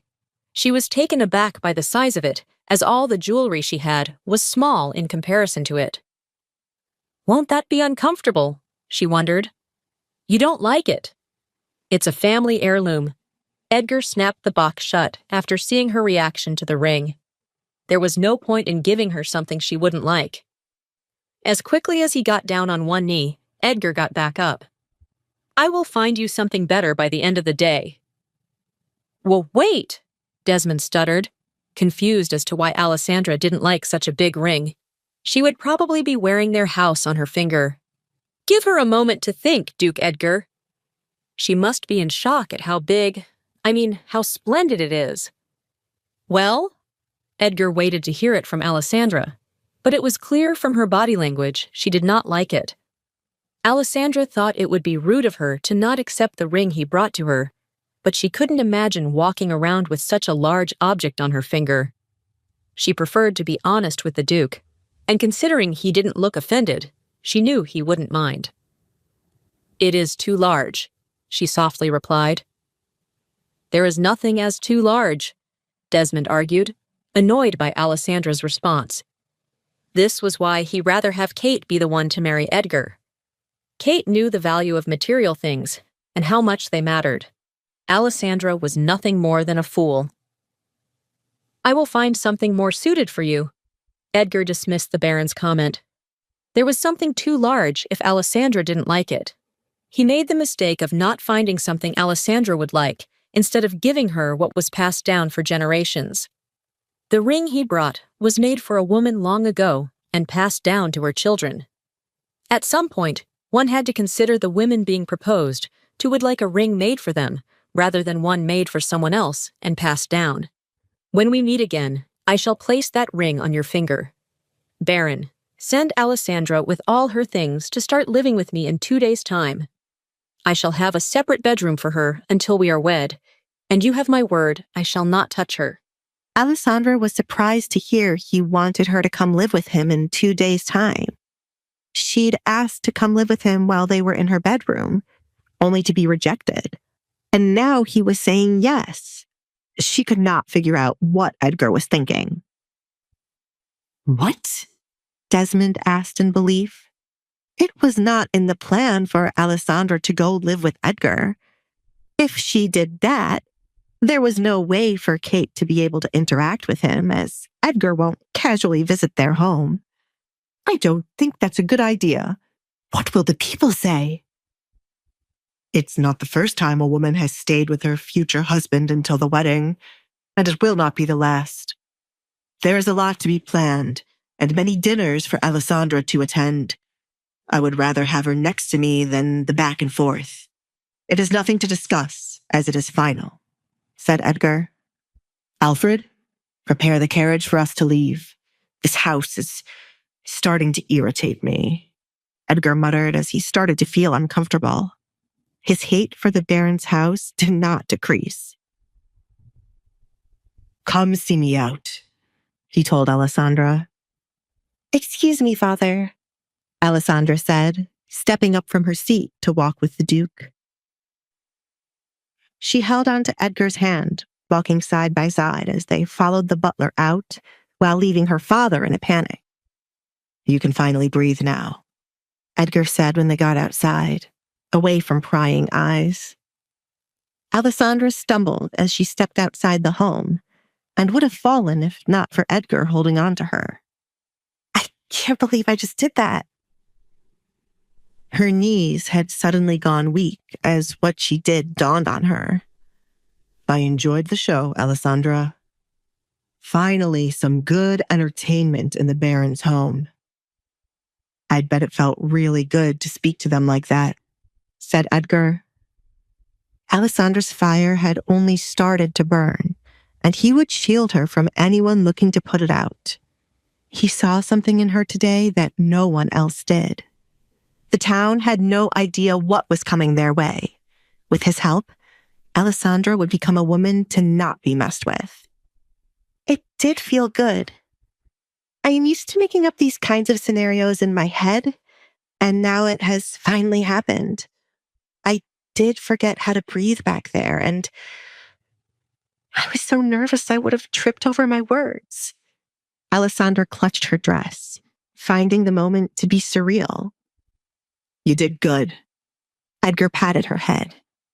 The show was 10 times better for those watching Alessandra, and it would be even better when she becomes more confident in herself. Alessandra looked down at the floor, feeling strange to receive a compliment from Edgar and a pat on the head.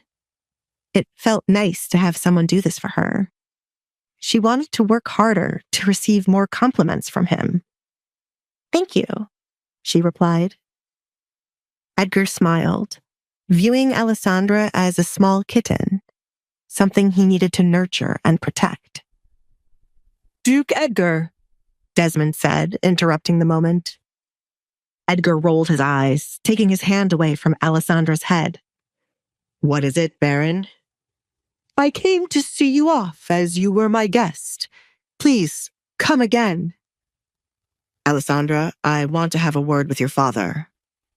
Until next time. Edgar picked up her right hand and kissed the back of it. Okay, Alessandra replied, leaving to give the two men some privacy. As she passed by her father, she saw how nervous he became to speak with Edgar all alone. Do not sweat, Baron. I want to have a civil conversation with you. Come closer. Edgar motioned for him to do so. Closer, Baron. Yes. Desmond felt déjà vu at this moment, but Edgar had already gotten what he wanted, which was Alessandra. Therefore, there was no need for him to be attacked again. Edgar, wait, he exclaimed as Edgar's hand grabbed hold of his slender neck. One strand out of place. One cut on her skin, one complaint from her mouth, and I will kill you and your wife. Edgar gripped Desmond's neck tighter for the Baron to understand he wasn't playing around. Treat her well while I'm being nice to you.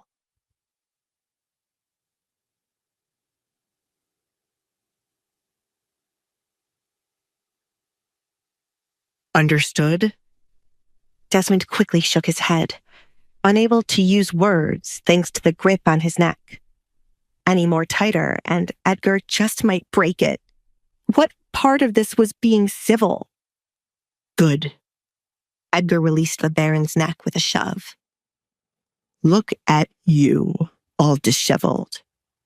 He fixed Desmond's shirt, smoothing out the ruffled parts. Desmond kept his head down, bearing with Edgar harshly patting his shoulders to smooth out his clothes. Never in his life was he so embarrassed by someone coming into his house and treating him like he was not the owner. I don't look forward to you being my father-in-law. There's so much I had to kill you for, but since you are loved by your daughter for some reason, I shall keep you alive. Do you understand what I mean, Baron? If Alessandra's love for you runs out, I shall consider killing you. I understand, Duke Edgar, said Desmond. I am handing you the opportunity to correct the mistakes you made with her. See to it that you do not ruin this for her. As much as Edgar disliked the Baron, he could tell Alessandra was longing for positive interaction from her family, and from what he witnessed today, the Baron was the one she was most likely to get it from. He was putting the task on the Baron to ask as a father in 2 days, and to shield Alessandra from the two women. Whether or not Alessandra would like her father's newfound interest in her was completely up to Alessandra. Alessandra and her father could either have a heart-to-heart moment where the Baron apologized for not properly protecting her, or Alessandra would see there was no hope for her family. Edgar, would you? Desmond trailed off when he heard footsteps walking away from him. He looked up to see Edgar walking back to his carriage without saying goodbye. I should have just hit him when he was here. That bullshit, Desmond muttered. He can only act like this because of his name and the king. Does he think I'll let him get away with treating me like a fool inside of my home? Where on earth is Alessandra? Desmond went back inside to look for his oldest child. She had not told the truth about what she discussed with the Duke at his party, unless she was going to say Edgar fell in love with her at first sight. What bullshit, Desmond cursed. Alessandra wore a mask, covering half of her face. She had ruined her beauty a long time ago. There were countless beautiful young women like Kate for Edgar to fall in love with. Alessandra! Desmond yelled after finding the dining room to be empty. Katrina had brought the plate of breakfast for nothing, as it was still on the table untouched. Alessandra! His voice thundered through the home. Yes, father? Alessandra came from the direction of the kitchen. She was going to let Mario give her warm food until she heard her name being called. Now that Edgar was gone, everything would go back to normal. Care to explain to me how this union between you and Edgar came about? Do not talk about love at first sight. Am I not beautiful enough for Edgar to fall in love with me at first sight, father? Remember when I was younger, you would parade me around and show everyone how beautiful I was. Alessandra smiled, remembering the faint memory. That was before... Before this? Alessandra touched her mask. It was. What a long time it has been. Everything changed after that. You cannot blame me for what happened, said Desmond. I blame you for not taking control of what happened afterward, father. And yes, I blamed you for what caused it. The Duke did not fall in love with me at first sight, father. Such a thing would never happen. Alessandra truly believed her words. She was many things, but not a fool. Then what was said between the two of you? Tell me everything from the beginning. Desmond's curiosity had become unbearable. He had to know what Alessandra did that Kate could not after all these years. I already told you what was said, Father. I do not know why the Duke picked me instead of Kate. I'm sorry the daughter you wanted with him was not chosen. Is that all, Father? Is there nothing more you have to say to me? She was waiting for him to truly state what he planned to do about her engagement. Alessandra already knew he would do everything in his power to somehow get Kate to take her spot. To her surprise, he said something completely different. All eyes will be on you, Alessandra. Do your best. What are you going to eat now? Desmond was doing just as the Duke instructed him to. Although he was angry with Alessandra about a few things, now was not the time to grill her when Edgar was so adamant about killing him. Alessandra was unable to respond for the first couple of seconds. She did not get the reaction she was expecting. Therefore, she did not know how to react. She wondered if the Duke said something to her father to make him act like this. I am going to the kitchen for warm food.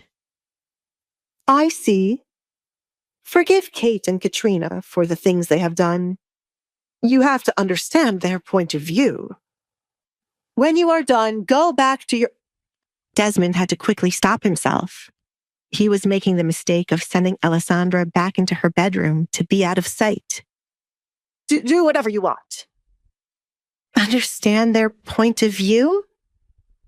Alessandra wanted to laugh in his face for saying such a ridiculous thing. Why did she have to be the one to understand everyone's actions towards her and have to forgive them? Why couldn't everyone else admit their faults instead? To see her father have no shame in saying these things was disgusting. Her father was only trying to play nice to avoid Edgar's wrath. I picked a good man, she thought, as Edgar was doing a good job in shielding her so far. Edgar handed her the opportunity of 2 days where her family had to play nice to her. They could do nothing in those 2 days. For when the Duke arrived to collect her, should there be anything out of place, he would take his anger out on them. Alessandra accepted the illusion of having a family who got along with her for 2 days. She wanted to see what life would have been had she not been outcasted for most of her life. Even if it was all fake, she would enjoy it to the fullest. Thank you, she replied to her father. It would be fun to mess with them while they could do nothing but hold in their anger and smile. A perfect ending to their ill-fated relationship. After these 2 days, she would completely cut ties with her family, ending on a fake good note rather than arguing.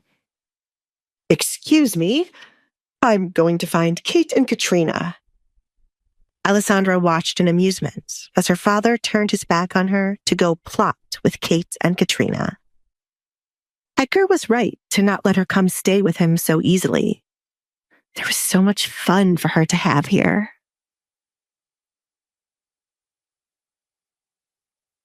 Kate, you must be out of your goddamn mind if you're thinking of digging a hole. She has no right to order you around.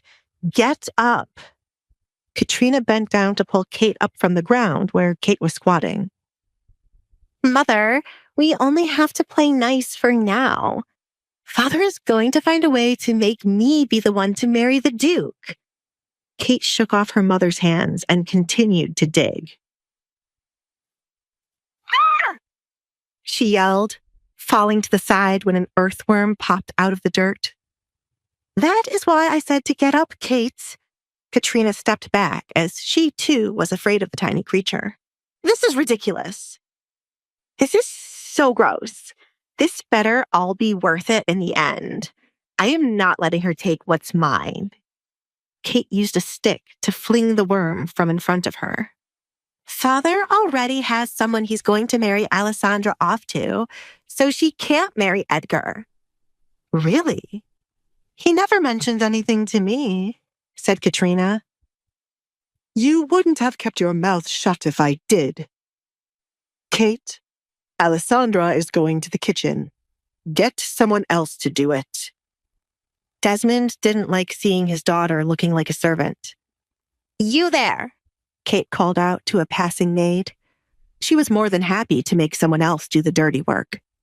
Finish digging this hole with your hands right away. Did Edgar leave, or is he in the kitchen with Alessandra? I want to have a word with that girl. You can't, Katrina. The Duke made it quite clear if we mess with her in the 2 days she's here, he will kill both of us. I wouldn't take his words lightly. Desmond coughed, still feeling Edgar's grip around his neck. Play nice with her. Katrina couldn't believe Edgar threatened to kill her. She placed her hand on her forehead as she almost stumbled backward from the shock. Wasn't it enough that Alessandra stole Edgar from Kate? She must have placed a spell on that man. Was she really cursed? I told you we should have thrown her out long ago, but no one ever listens to me. What do we have to do now, Father? Edgar seems to be wrapped around her finger if he threatened you.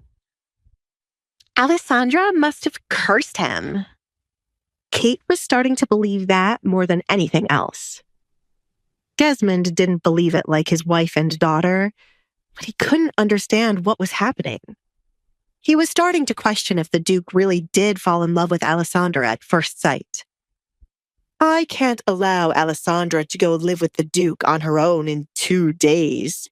She's going to live with him? In his big mansion? Kate exclaimed, taken aback by this news. Father! She whined, stomping her right foot repeatedly. It wasn't fair Alessandra would get the luxury of living with Edgar. I am going to send you there with her as an escort. That is the only way I will allow Alessandra to go with him, and it's the only way for you to get close to the Duke. This is your last chance, Kate. If you mess this up, there is nothing else I can do for you. You must seduce Edgar while you're there. It would be better if I became pregnant with his child. He would have no choice but to take me instead of Alessandra. We all know the Duke isn't going to sleep with her, and he's still a man. He needs someone to lay with, Kate suggested. She didn't mind sleeping with a man like the Duke when she wasn't wed. Kate! Katrina wasn't so sure of this. It was best for Kate to keep her virtue. I agree with Kate, Desmond said, ignoring the fact that Kate would be sleeping with someone when she wasn't married. He found the whole virtue thing to be ridiculous now. She just needs one try to get pregnant. We wouldn't have to worry about her virtue as she'll end up with the Duke. As much as Katrina wanted Kate to be with Edgar, she preferred to continue with the principles she raised Kate with. To only sleep with a man she was married to, or else she would be ruined. Are you sure you can do this, Kate? Of course, Mother. His only other option would be Alessandra. Do you really want her to become the Duchess instead of me? I will seduce the Duke and have his child. It would help if his mother would come around. She likes me. Kate recalled her run-in with the woman. Due to chasing around behind Edgar, Kate had met his mother once before, and after a short conversation, his mother was rooting for her. I should start picking out my finest dresses now. Excuse me, Mother, Father. Kate, you have to finish burying the kitten. Don't do anything stupid these 2 days. Desmond was worried for his life and didn't trust Kate to understand the gravity of the situation. Do this first. Let Alessandra know you are done, and then start packing. Yes, Father, I will get the kitten. Kate was so excited to go live with the Duke that she had forgotten her plan to get revenge on Alessandra for making her dig a hole with her bare hands. Kate hurried off to go to Alessandra's room before she would return to her bedroom. The dead kitten wasn't the only thing she was looking to get. There was something else valuable in Alessandra's room that deserved to be buried. Do you really think I would let her get away with stealing what belongs to me? Kate opened the door of what she liked to call the vilest room in the home. It belonged to someone who should never have existed. Oh, that stench is horrible. She covered her nose as the faint scent of something horrible filled her nose. It wasn't hard to guess where the dead animal was. Her room is disgusting. Where the hell is it? Kate opened Alessandra's closet, looking for what she truly came for. Her eyes lit up as she found what she was searching for right away. Why are you holding onto the dress of a woman who ran away and left you here, Alessandra? Kate took out Alessandra's mother's wedding dress from her closet. It was no doubt a beautiful dress, but something like this was not suited for someone as gloomy as Alessandra. Kate was doing her a favor by getting rid of it. It would have been perfect to show Alessandra the dress getting buried, but she was meant to play nice. This took away a piece of the fun, but it still felt good.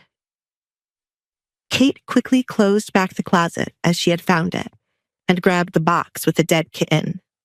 The stench no longer bothered her now that she was going to get her revenge. Kate wrapped the wedding dress around the box as she hurried back outside. Reaching the door leading outside, she peeked outside to make sure her parents weren't still standing where the hole was being dug. They're gone, she smiled. She was glad they had left, or her father would have stopped her from doing this.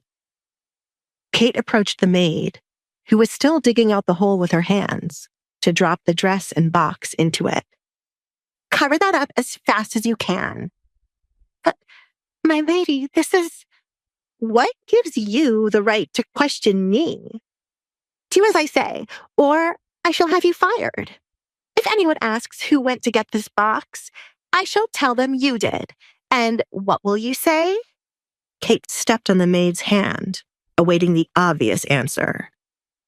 I was the one who got it, the maid sobbed. Wonderful. You people do have common sense after all. Now, hurry. Kate stood with her arms folded, excited to see the dress be buried. Mario! Alessandra called as she entered the quiet kitchen. Now that breakfast was practically over, there was hardly anyone in the kitchen until it was time to wash the dishes used. Alessandra? This is new. You've never come to me at this time of day, and last I heard you were being punished. Did everyone else leave? Mario asked, surprised to see her casually walking around. Today is a special day for a change, as I got engaged to the Duke. Alessandra couldn't wait to share the special news with Mario. You should have been there to witness everyone's facial expressions. I can imagine. I am shocked, though I kind of expected it. But wait a minute. Mario looked around for a chair to make Alessandra comfortable enough to tell him what happened. If only he could have been a fly on the wall to see Kate's face out of everyone's. There we go. I love that you are extra kind when there's gossip about my family involved. Alessandra sat down on the chair he found. I don't know why you still refer to them as your family. The Duke will be your family now. Screw these heartless people, Mario said as he took his own seat. If he was in Alessandra's position, he would have let the Duke just kill them. I am not married to Edgar yet, and at the end of the day, they are still my family, even if I don't like them. I'm going to be here with them for 2 more days, and then I'll be going to live with the Duke. What? Mario's eyes went wide. He wasn't expecting Alessandra to be leaving so soon. See, this is why I don't like Edgar. He is stealing away the only Barrett I like.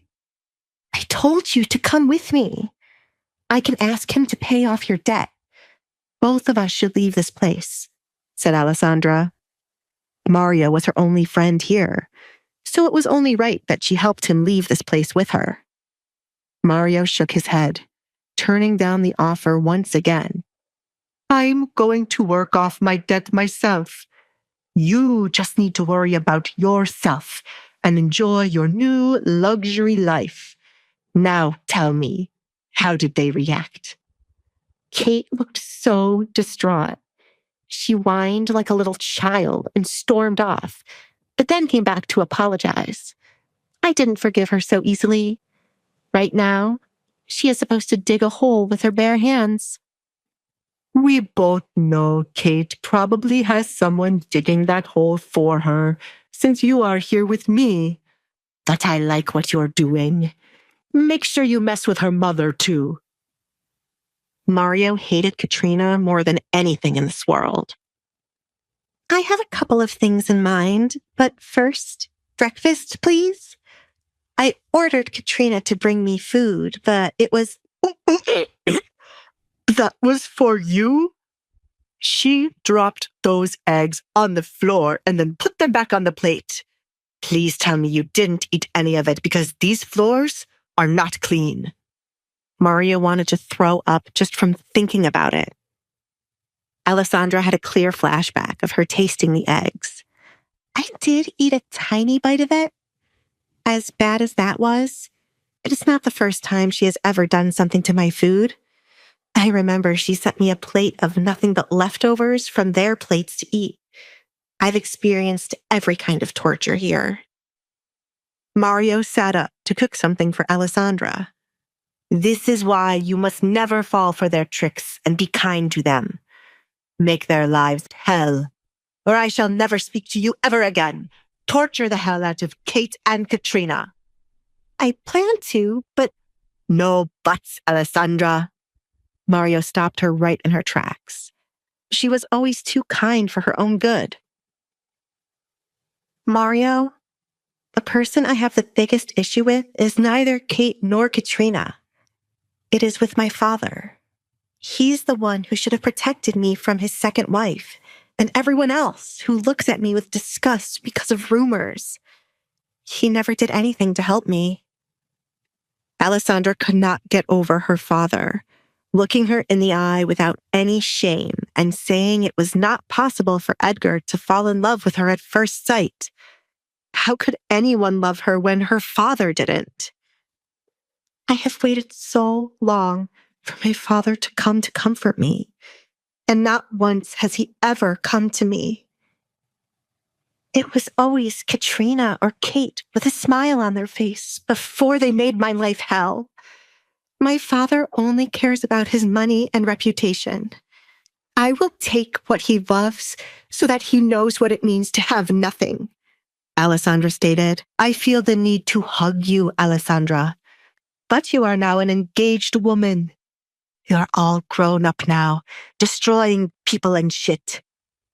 Mario understood why her main issue was with her father. Had the Baron put his foot down, his wife and daughter wouldn't have the opportunity to mess with Alessandra. It's still going to be fun to make Katrina and Kate lose their minds. Alessandra had a lot planned for them already. Everything they did to her would be handed back to them. This house will finally be interesting. The food is going to take a minute. Are you going to wait here or go somewhere else? You are practically the lady of the house, with the Duke as your knight in shining armor. The words felt strange to Mario when he said them out loud. I will get a book to read. As much as I enjoy being able to walk around freely, this house is honestly draining, and there's nothing to do. I'll be back. Alessandra sat up to get a book from her bedroom.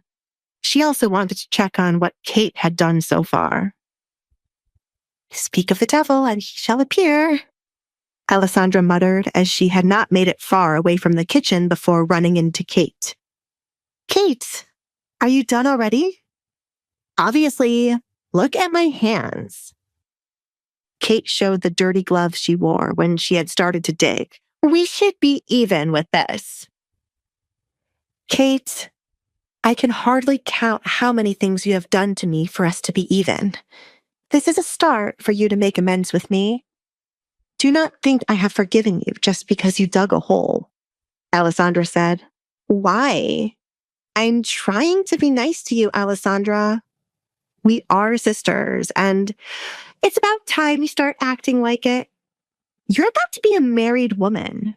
Stop acting like a child. I know you, Kate. I know the real you. And I won't fall for this illusion you and Father are creating, like you're trying to be nice to me. Save your breath and energy. Alessandra saw right through Kate the moment she apologized. I do not know what you're talking about. Why don't you go outside and see where your little dead animal is buried? It was more fun than I expected. Kate grinned, tempted to tell Alessandra what she had done. Excuse me, I have to go back to my room to clean up. You should really clean your bedroom, Alessandra. It stinks. Alessandra grabbed Kate's arm, preventing her from leaving. What did you do, Kate? Do not touch me, Alessandra. I am being nice right now. Kate shoved Alessandra's hand away. If you knew me well, you would know not to play with me. As I said, I am going to my room to get cleaned up. Are you going to stand here or check on my hard work? You. Alessandra clenched her fists, tempted to slap Kate, but held herself back. She did not want to resort to violence like Kate always did. Instead, she left to go outside to see what Kate had done. Her father was stupid to think Kate could play nice with anyone. Kate had no idea what it meant to be nice. Alessandra prayed Kate had not disrespected the kitten further after she had already killed it. Coming across the hallway leading down to her room or to go outside, Alessandra found her door ajar, meaning someone had been in it. She made the decision to check on her bedroom first. Alessandra cautiously walked up to the door and slowly pushed it all the way open, but found nothing out of place at first glance. The box with the kitten was gone, which meant Kate took it. Alessandra knew there had to be either something wrong with her bedroom or where the kitten was buried, based on how happy Kate was. Alessandra continued to look around her bedroom, still finding it to be as she left it. Her canvases were as she left them. Her bed still looked made up, her books were neat, and the only scent in the room was due to the kitten. Did she rip up my clothes again? Alessandra went up to the closet and opened it to see if Kate had destroyed her clothes again. No. She instantly knew what was missing as soon as she opened the closet doors. Her mother's dress was front and center in her closet after she had been thinking of getting married recently.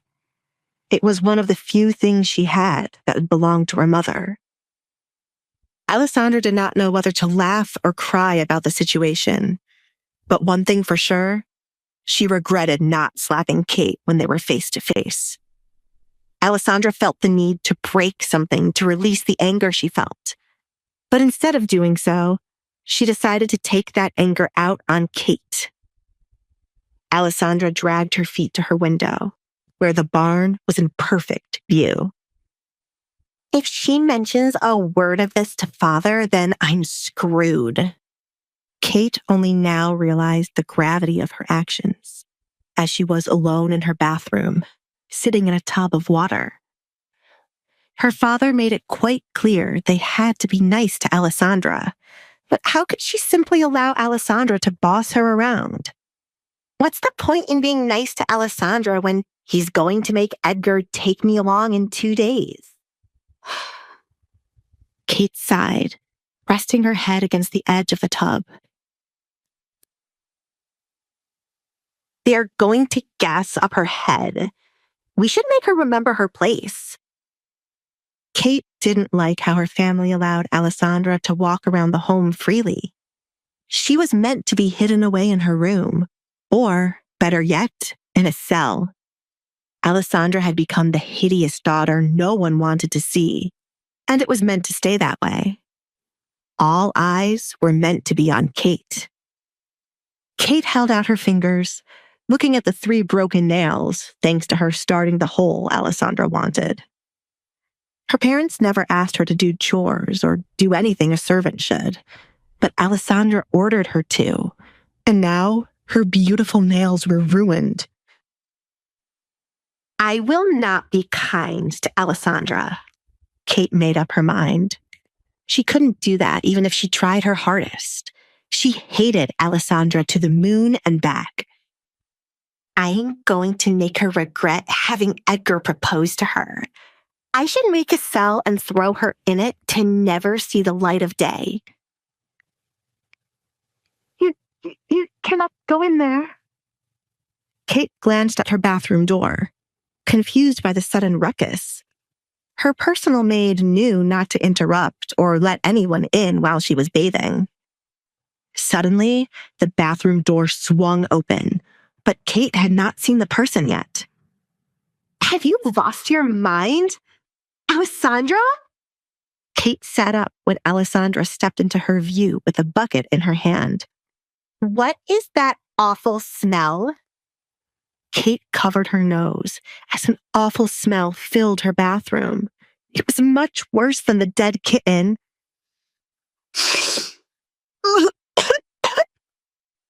Kate, go and dig up my mother's dress right now, said Alessandra through gritted teeth. She was only giving Kate one chance to do the right thing. Are you crazy? Why would I dig up something covered in mud? Get the hell out of my room. Are you not aware of how much you stink? Kate couldn't bear the smell that followed Alessandra. Why the hell does it smell so familiar? You are full of shit, Kate. Alessandra threw the contents in the bucket she carried towards Kate in the tub.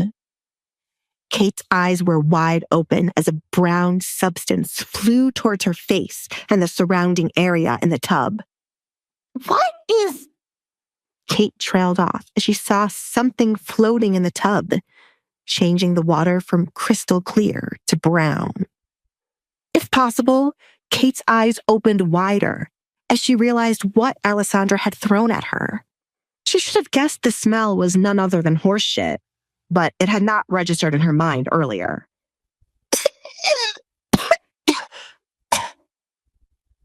Kate tried to scramble out of the tub to get away from the shit floating around, even though her head was already covered in it.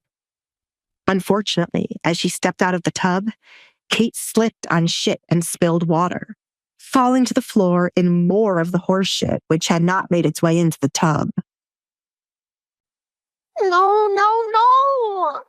Kate started to freak out even more as her leg was now covered in shit. She almost hurled, disgusted by the sight and smell of it. It suits your personality, Kate. Did you honestly think I would let you get away with ruining my mother's dress? You have to be the crazy one, Alessandra said, walking to the sink to turn on the water while Kate began to have a breakdown. Alessandra placed the bucket in the sink to let it fill up halfway while she swirled it around to mix up the remaining pieces of shit with the fresh water. Get this off of me! Kate cried as she grabbed a cloth to start wiping it off. She was naked on the cold floor with no one to help her. She quickly rubbed off the shit from her face, hands, and her hair, but the scent was something she could not easily get rid of. It felt like she had it in her mouth, and each time she swallowed, she could taste it. I'm going to kill you for the... Kate screamed when Alessandra threw the second batch on her. As it was more water now, some of it made its way into Kate's mouth as it was open while she was talking. It was the final straw for Kate, making her throw up right on the floor.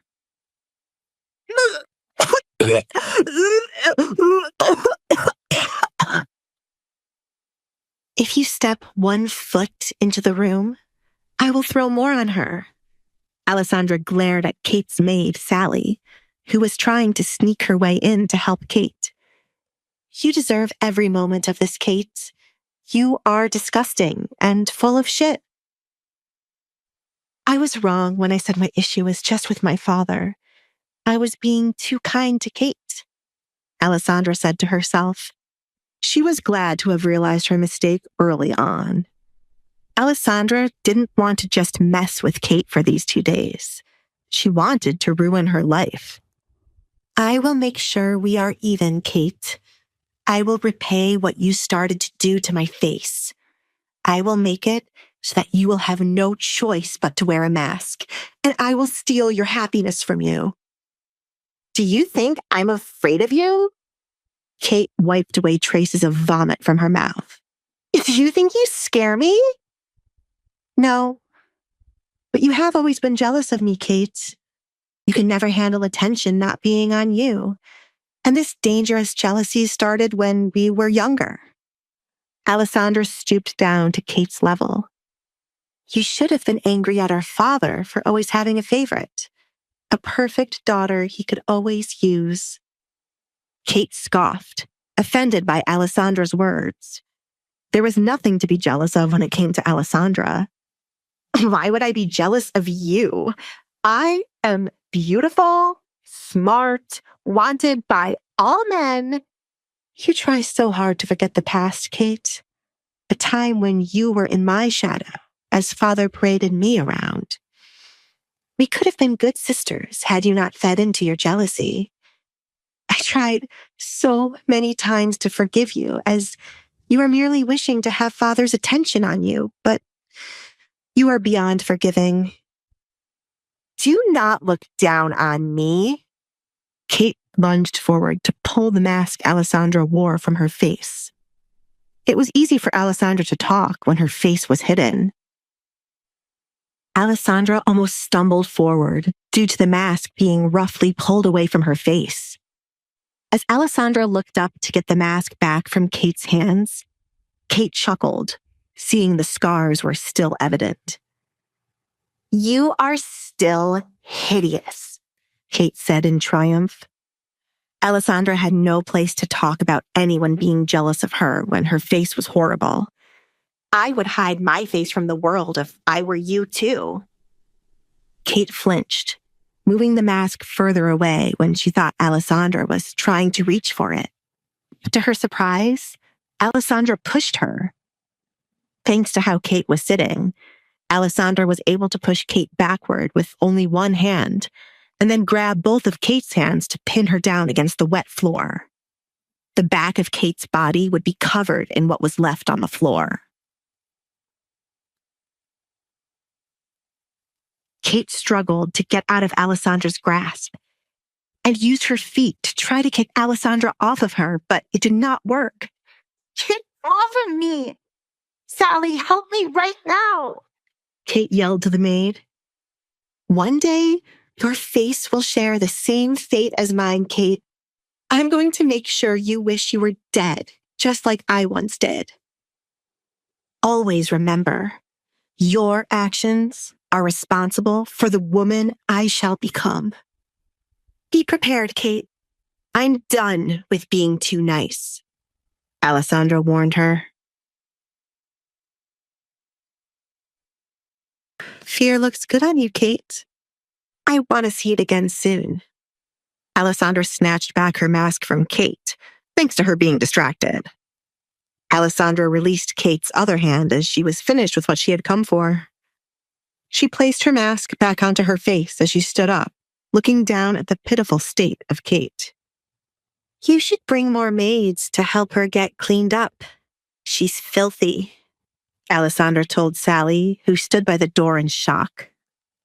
Sally had never once witnessed anyone bring this much shame to Kate. Kate was normally the ringleader, the one to embarrass others, but now she lay naked in shit. It was a good sight to her. And for once in her time working here, she liked Alessandra. Alessandra did what no other person could when it came to Kate. "Hello?" Alessandra waved her hand to get Sally's attention. It was evident the maid was enjoying this. But if she wanted to keep her job, she should move quickly to help Kate right now. "I am going to tell my mother and father of this." Kate sat up, fuming with rage. Never in her life had she been so embarrassed like this. A Baron's daughter was not meant to be treated like this. Not by someone like Alessandra. Not even by the king himself. "Please do. But you seem to forget one important detail. Father can do nothing while I am to wed the Duke. He'll simply say you deserved it and laugh it off while your mother bites her tongue. Do you really want to waste your breath? I've been in your position too many times, and it's better to just shut up. If Edgar calls this marriage off, then you're dead. Do you not realize that? Be careful with what you do now, Alessandra. Men change their minds so easily when a better option comes along, and then they'll be trapped with us again." Kate could hardly wait for it to happen. She'll get rid of the confidence Alessandra was starting to have and make her timider than she was before. "I know how easy men can change their minds, Kate. I've heard of your suitors marrying your friends instead. Goodbye." Alessandra proceeded to leave the bathroom.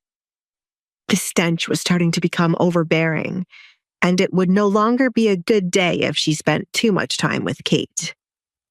Just in case Kate was stupid enough to retaliate again, Alessandra knew it was best to return to her room to pack up and hide everything that was valuable to her. "My lady." "My lady?" Kate glared at Sally. A personal maid wasn't useful if they were only going to stand to the side while someone threw literal shit at their master. "You are fired. Send someone else to do your job right now." She threw the dirty cloth she wiped her body with at Sally.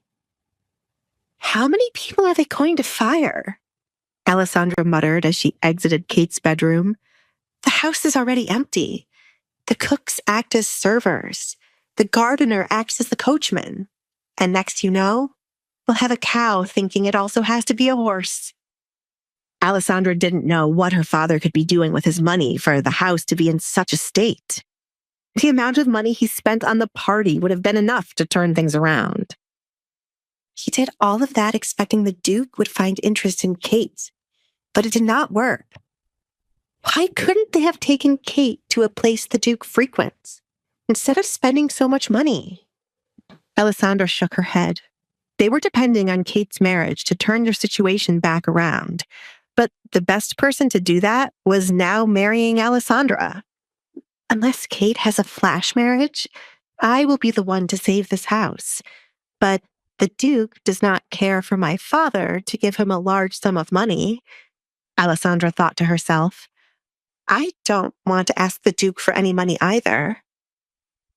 It's best to let my father drown himself with what he created," Alessandra whispered. Still, Kate's marriage could save them. Alessandra didn't know what to do as of yet. It had not been long since her engagement to Edgar. It's better to take time to plan rather than rush things. It would be better to slowly ruin them than to get it over quickly. To ruin them quickly would not be satisfying enough for Alessandra. Reaching the hall leading to her bedroom, Alessandra decided to go outside to check where Kate had buried the kitten and her mother's dress. It wasn't hard to find the spot, as it was the only patch of dirt piled up outside like an anthill. Alessandra stared down at the hole in which her mother's dress was buried. She was tempted to dig it up, but if she did, Kate would have won. Getting down on her knees to dig back up the hole after making Kate do it would make Kate happy. I'm sorry, Mother. Alessandra apologized as she made the decision to leave the dress as it was. It is with the kitten who kept me company while you were away. This might be better than me wearing it. If you ever return and wish to have it, I shall dig it up myself and place it back into your hands. I have some of your belongings saved for when you return, so I can give them back to you. If you can't return for me, return for your belongings. When I do give them back to you, you should apologize for leaving me here with my father. You should have a good explanation for why you ran away and left your daughter here, or I shall ruin you along with my father. Alessandra never forgave her mother for leaving her while she ran away from her marriage. Still, Alessandra sat patiently, waiting for her mother to remember the daughter she left behind and to come back for her. She wanted to hear what excuse her mother would have and how she would make up for it. It's unfair for me to have two bad parents, Mother. I'm putting faith in you to return and ask for forgiveness. The world cannot hate me so much to put me through this. I hope that you are still alive and return quickly, said Alessandra. Alessandra would never go looking for her mother. Instead, she had a date on which she would stop caring, and should her mother ever appear before her, she would be nothing more than a stranger. Then she would truly believe the world hated her enough to curse her with this life. Where the hell is she? Alessandra looked up at the sound of Katrina's angry voice. You, Katrina exclaimed when she caught sight of Alessandra outside.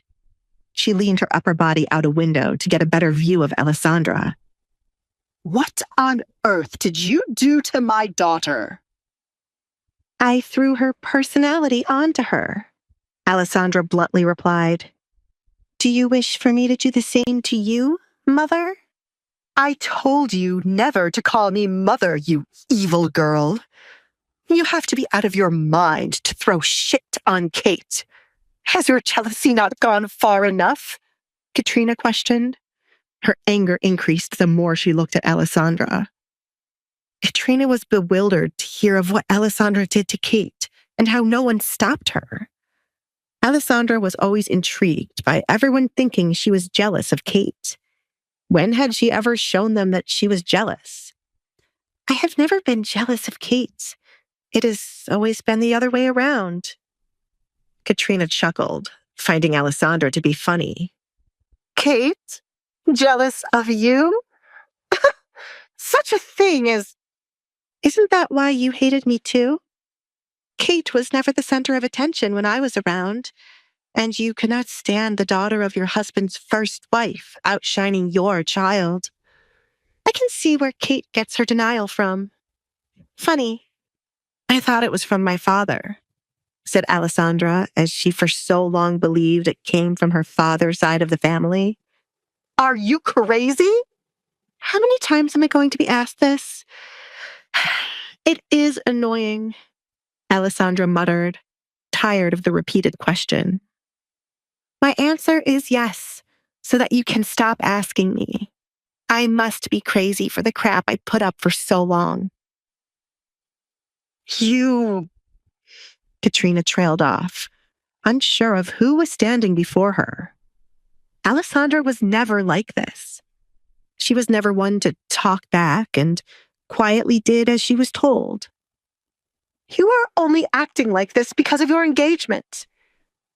Obviously, but you have no room to talk when you have done the same thing. You act all high and mighty because you are a baron's wife.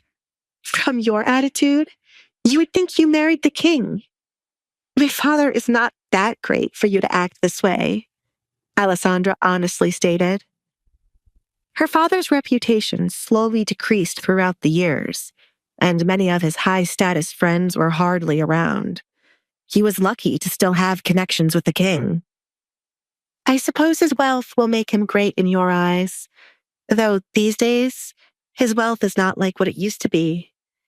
I wonder what he's spending all his income on for our house to be in such a state. That's something to add to the list. In this house, the Baron thinks he is the king. Hilarious. Alessandra chuckled, finding their house to be backward. Maybe I should think I am a bird, and then I could fly away. Alessandra humored herself. There's nothing wrong with your father's finances. Look at the amount of land the king has placed in his name. Look at how wonderful our farm is, how grand the inside of our home is. Your father has enough wealth to live like a king if he wishes to. You truly complete my father. Alessandra viewed Katrina as idiotic as her father. The money must have been drained away to make Katrina and Kate live like royalty, too. Her father married a wife he could not afford to keep for all these years, and then they made a daughter who was no different from the mother. You must be punished for what you did to Kate. Alessandra looked away from a delusional Katrina. Why? I was punishing her for burying my mother's dress when she was only supposed to bury the kitten. Katrina did not care about the awful dress. Still, I'm tired of you talking so much, Katrina. You agitate me. What on earth have you become? Do you really think you can be this way because Edgar threatened your father? I will not allow my daughter to be embarrassed by the likes of you. Stay there, Katrina ordered Alessandra while she would make her way outside. I'm not a dog. Alessandra started to leave, not wanting to hear what else Katrina had to say. Is this really their way of trying to be nice to me? They couldn't last one day. Alessandra, do not run away from me, Katrina yelled as she arrived outside, only to find Alessandra leaving. Are your eyes not working? I am not running away. I am gracefully walking away. Mother? Alessandra would keep using the word mother as long as it annoyed Katrina. In the past, it was the only thing she could do as revenge for Katrina. Stop right there. Katrina picked up both sides of her dress to run after Alessandra. Alessandra was highly amused when she looked back to find Katrina was chasing after her. It was quite the sight, as it was odd for Katrina to be running around. Wow, was the only thing she could say. Alessandra! Katrina grabbed onto Alessandra's shoulder to stop her from hurrying away. I told you to stay right there. Alessandra smacked Katrina's hand away from harshly gripping her shoulder. Do not touch me, Katrina. Kate had what was coming for her for messing with my mother's dress. If anyone was to ruin that dress, it would have been me. Instead of always trying to punish me, you should spend more time teaching your daughter manners before she ends up old and alone. The Duke won't always be guarding you, Alessandra. Men change their minds so easily. So, Kate learned that from you. Why am I not surprised? Since that is what the two of you believe. I shall hold on to him forever, Katrina. I said... Alessandra caught Katrina's hand when it was raised to slap her. Do not touch me.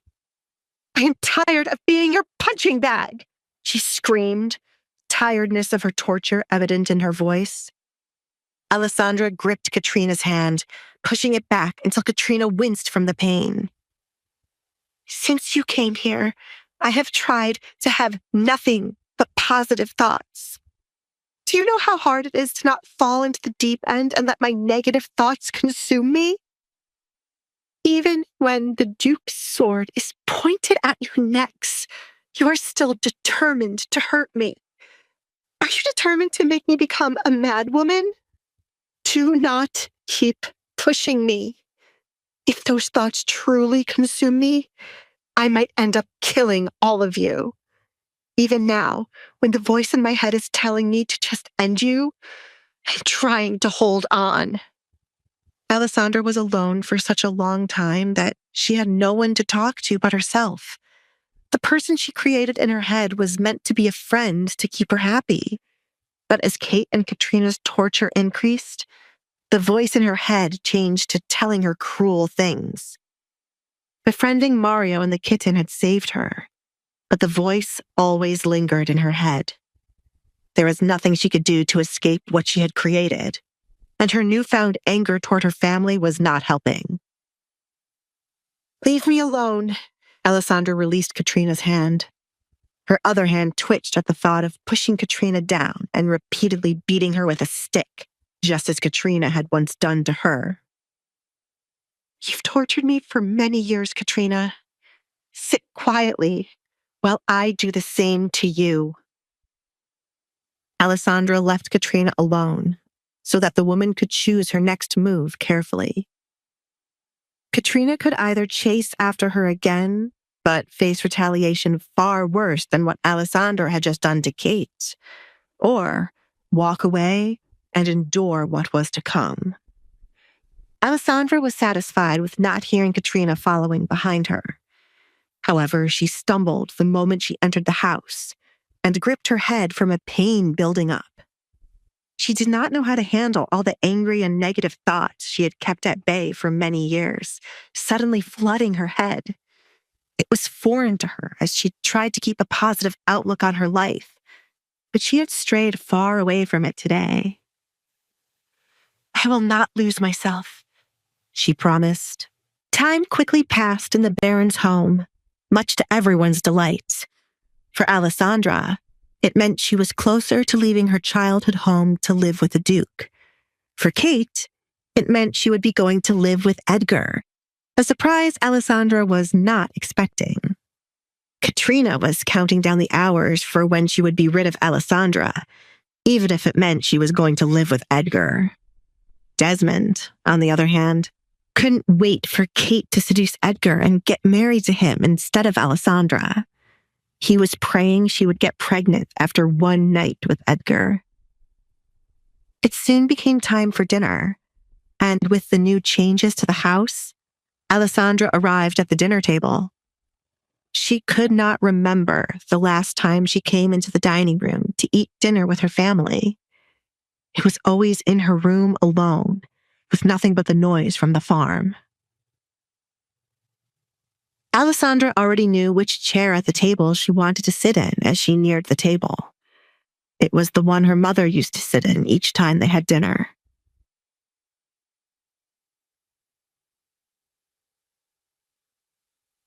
"Alessandra?"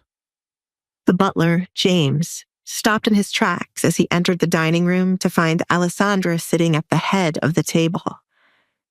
In his absence, he learned that Alessandra had been proposed to by the Duke, and now she was able to roam around the home as she pleased. Even though Alessandra was engaged to the Duke, James knew Katrina wouldn't be happy to see Alessandra sitting there, so he proceeded to make her move. My lady, it would be best for you to sit elsewhere. Perhaps here." He approached the table to pull out another chair. Alessandra looked up at the butler and the seat he was holding out for her. "I prefer the one I am in. Why do you think I sat here?" "But—" "I am not moving." Alessandra stood firm on where she wanted to sit. "You should finish setting the table before the others arrive, rather than wasting my time." James was at a loss for words, with Alessandra not moving. It was already odd enough for her to be seated at the table, but now the way she acted was different. "Katrina will not allow you to sit there." He switched his tone to something more gentle. He was merely looking out for Alessandra. "I have a feeling she won't mind. Can I get a glass of water when you go back to the kitchen? The pitchers here are empty." Alessandra was parched after spending the remainder of the day cleaning out her bedroom to get rid of the stench from the dead kitten and starting to pack up her belongings. Due to her not owning many things, By tomorrow morning, she would be finished with her packing. James placed down the last utensils on the table and straightened them out. He made sure each time the family gathered to eat, the table would be pure perfection. I will bring a pitcher for you, Alessandra. He bowed, then left. Alessandra tapped her finger on the table to pass the time. Sitting at the table did not feel as good as it once did. Then she started to wonder, was sitting at the table ever a good experience? She enjoyed her time with her mother while they ate, but eventually, her parents would start to argue. It was not as good as she believed it to be as a child now that she was older. This house has always been toxic, but as a child, I thought that was what happiness meant, Alessandra muttered, leaning back in her chair as her past memories became depressing. She started to think about what else she thought was good as a child, but now that she was older, it certainly wasn't good. This house has so much negative energy. It deserves to just be burned down. You really are taking this too far. Kate strutted into the dining room like a new person. It was as if her earlier encounter with Alessandra never happened. And do as you please, Alessandra. The higher you climb, the further you'll fall when this blows up in your face. Alessandra was surprised Kate didn't curse or scream at her for what she had done with the horse shit. That wouldn't have been enough to stop Kate's antics. I hope you always remember that thanks to the little stunt you pulled today, someone got fired. You should take responsibility. Sally was crying her eyes out. Kate took a seat far away from Alessandra on the other side of the table. She didn't trust Alessandra would not throw something else on her. I did not fire her. You did, Kate. Yet again, you pushed the blame for your antics onto me. When are you going to stop? Do I need to visit your bedroom again? Alessandra taunted Kate with what she did earlier. Luckily, the horses shit every day. I will never forgive what you did. I didn't do it with the expectation you would forgive me. I thought it was obvious I wanted the opposite. The only person here to forgive anyone in this home is me. You are all lost souls. I shall never forgive any of you, Alessandra said. Are you going to live the rest of your life holding on to the things we did to you? At some point, you have to let it go, or it becomes pathetic. Kate found Alessandra to be nothing more than pitiful. No, I will not spend the rest of my life thinking about any of you. I don't think you'll be around for that long, and I shall be living with the Duke. I'm afraid you will spend more time thinking about me, Kate. I hope I haunt you. Kate placed her hands on the table, interlocking her fingers as she leaned forward in Alessandra's direction. Keep up this confidence, Alessandra. When it crumbles, I'll be there to watch. When this is over, I'll really make your life a living hell. You'll hate me more when that time comes. I have never hated you, Kate. I will admit I have feared you and you have angered me, but I pity you more than anything. Many times I placed myself in your shoes. That does not mean I like you, but I don't hate you. It took me a long time to realize that it has always been pity I felt towards you. Do not look down on me. Kate smacked her hands against the table. She was above Alessandra, so why did she keep trying to look down on her? This is not me looking down on you, Kate. That is me knowing that thanks to our father not giving you the attention you sought, the jealousy you felt created the monster you are now. You are the reason I shall never give in to my bad thoughts. I never want to be like you, Kate, Alessandra stated, glad she held on to who she was. Says the person who threw shit on me. Yes, you're really a saint. How could I forget that? I am not jealous of you, and I have never been in the past. I don't know what delusional memory you have of your childhood, but I suggest you get rid of it right away. It's making me pity you, Kate said, as she wanted to be the one looking down on Alessandra. Alessandra had no issue with Kate pitying her, as she did not care about what Kate felt towards her. That is fine. I can't believe Edgar made the decision to propose to you. Ugh, what an idiot. James, please bring me one of my father's best wines. Kate rubbed her temple to calm her nerves. She spent so much time trying to understand Edgar, but failed. He's an idiot because he didn't pick you? Kate, you really are beautiful, but your heart and soul need to be worked on. Alessandra viewed Kate as one of the most beautiful people she'd ever laid eyes on. But Kate's personality was horrible. It was why she had such a hard time keeping a suitor. They all left as soon as they saw past her beauty. You! What is this I hear about my wine? Desmond questioned as he entered the dining room with Katrina by his side. Alessandra, why are you sitting there? In Desmond's eyes, Alessandra had positioned herself at the table as if she were the lady of the house. I like this chair, Father. Is it really a big deal with me being here? Does Katrina wish to sit here now? The many times I peeped out at the three of you having dinner, lunch, or breakfast, I have never seen Katrina seated here. You can have it if you want. Alessandra started to stand up, but as she expected, her father stopped her. If there was anyone she had complete control over, it was her father. Sit, sit. It is only a chair, right, darling? Desmond looked at Katrina for her to confirm it. A chair shouldn't be a big deal in a situation like this. One more day, he whispered. It is not a big deal. You can remain there, Alessandra. It pained Katrina for these words to leave her mouth. But after Desmond ignored what she told him about Kate and Alessandra, she felt useless. Her husband did not care how much their daughter was embarrassed and only saw the money he could get from Edgar in the future. Katrina was on the fence about Kate sleeping with Edgar to guarantee she would wed him, but now she was fully on board. Kate was right to steal whatever happiness Alessandra thought she owned.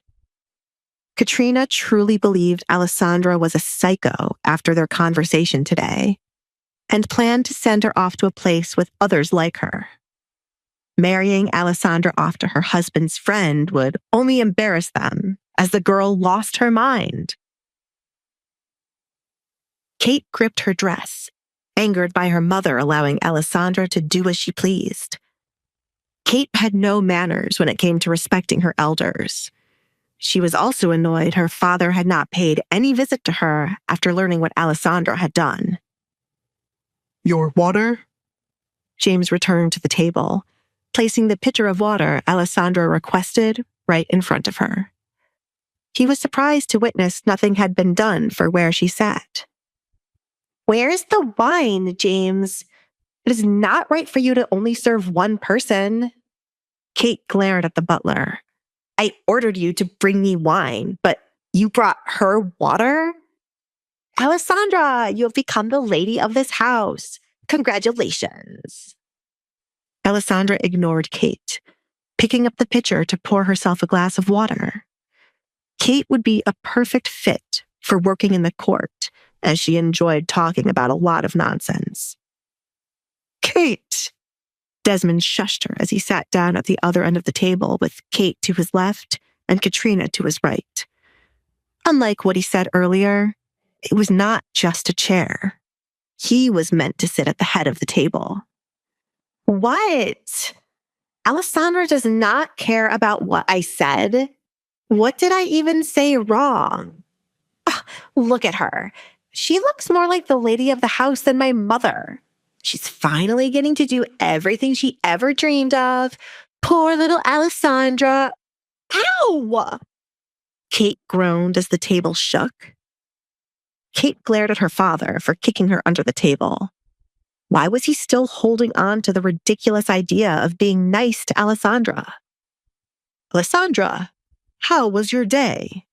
Desmond asked in an attempt to change the topic. You shouldn't have stopped her, Alessandra sighed as she placed her almost empty glass of water to the side. I am not going to be comfortable with Kate pretending to be nice when I know what she's really like. I am also not comfortable with you suddenly caring about my day, Father. I would prefer if everyone just shut up. For once in my life, I agree with her. I can't pretend to be nice to her even if someone were to pay me. We should just continue as we have always been. Or you should be the only one nice to her, Father. If anything, it's your love she wants the most. She grew up with parents who didn't love her, said Kate. Alessandra's life was just a big puddle of sadness. This was what she claimed someone was jealous of? Kate covered her mouth with her hand as she snickered to avoid being kicked by her father again. I have never hated Alessandra. How could a father hate his child? You know that I love you, right, Alessandra? Desmond smiled, truly believing his words. If he did not love her, why else would she still be living with him when girls her age had already married and started their own families? I know you love me, Alessandra replied, watching as her father's smile widened. From what I viewed love to be as a child, you do love me. From the way you ignore me, look at me with disgust whenever I show myself to your guests by accident, how you allow others to treat me, how you think the Duke could not have fallen in love with me, that is your love. It is how you were with my mother. I can only compare it to a mother's love, but it's not like that was much better. Mother ran away, leaving me here with you. I think I've only experienced the bad kinds of love, but it is still love, right? Ugh. Desmond didn't know how to respond to Alessandra's confession. He was certain he had treated her right by keeping her with him after all these years. Any other person would have gotten rid of her. I have kept you sheltered here for many years. That is your duty as a father. You are meant to protect your child. Father, after the incident, you were the first one to look at me with disgust. It was you who wanted to hide me away and fed into the rumors of me being cursed, even though you knew the truth. I am sheltered here not to be protected, but for your friends to not see me, Alessandra replied. Keeping her here was not a grand favor when she wanted nothing more than to run away and live somewhere else. Did he really think she liked being here to be tortured by his wife and daughter? If only he had stopped the rumors in the early, or at least stopped what happened to her face, then she would have long left this home and probably be married to someone by now. Katrina couldn't take any more of Alessandra crying and complaining about her life. You are well above the age to get married. The moment you turned a woman, your father could have kicked you out, but he allowed you to stay here. His duty as a father ended when you became a woman, but you have never been grateful. Allow me to stay here? Is it not the inheritance you would have to give me should I leave that is keeping me here, Father? Give it to me, and I shall leave right now. Alessandra held out her hand for what belonged to her. When you quietly roamed the house, trying to avoid being seen, you would hear many things.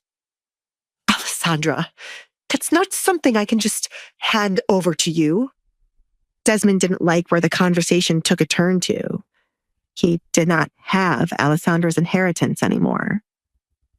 Desmond was certain she would never leave their home. Therefore, he'd used the money as an investment for a business that failed. She wouldn't have needed the inheritance in the marriage deal he set up with a friend. Why not? Katrina and Kate are tired of me. If you give me the money, it is more than enough for me to leave this place and never return. I might even leave town and not marry the Duke. Alessandra continued to push for it. Kate's eyes lit up upon hearing this. Give her the money, Father. Make her leave. It's not possible that you do not have it, right, Father?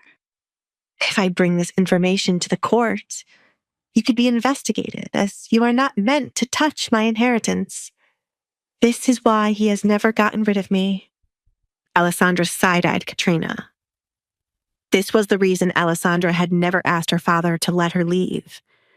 When she overheard him speaking about her inheritance being drained, Alessandra knew she couldn't just leave her family. In the end, she decided to look for a man desperate enough to marry her. I will gather the money owed to you, Alessandra. Do not mention it to anyone, especially Edgar. Desmond knew he would be screwed if Edgar found out about what he did. Edgar's father was one of the men who fought for children's inheritance to be protected until they either married or decided to leave their families. A large scandal in the town was what prompted this law.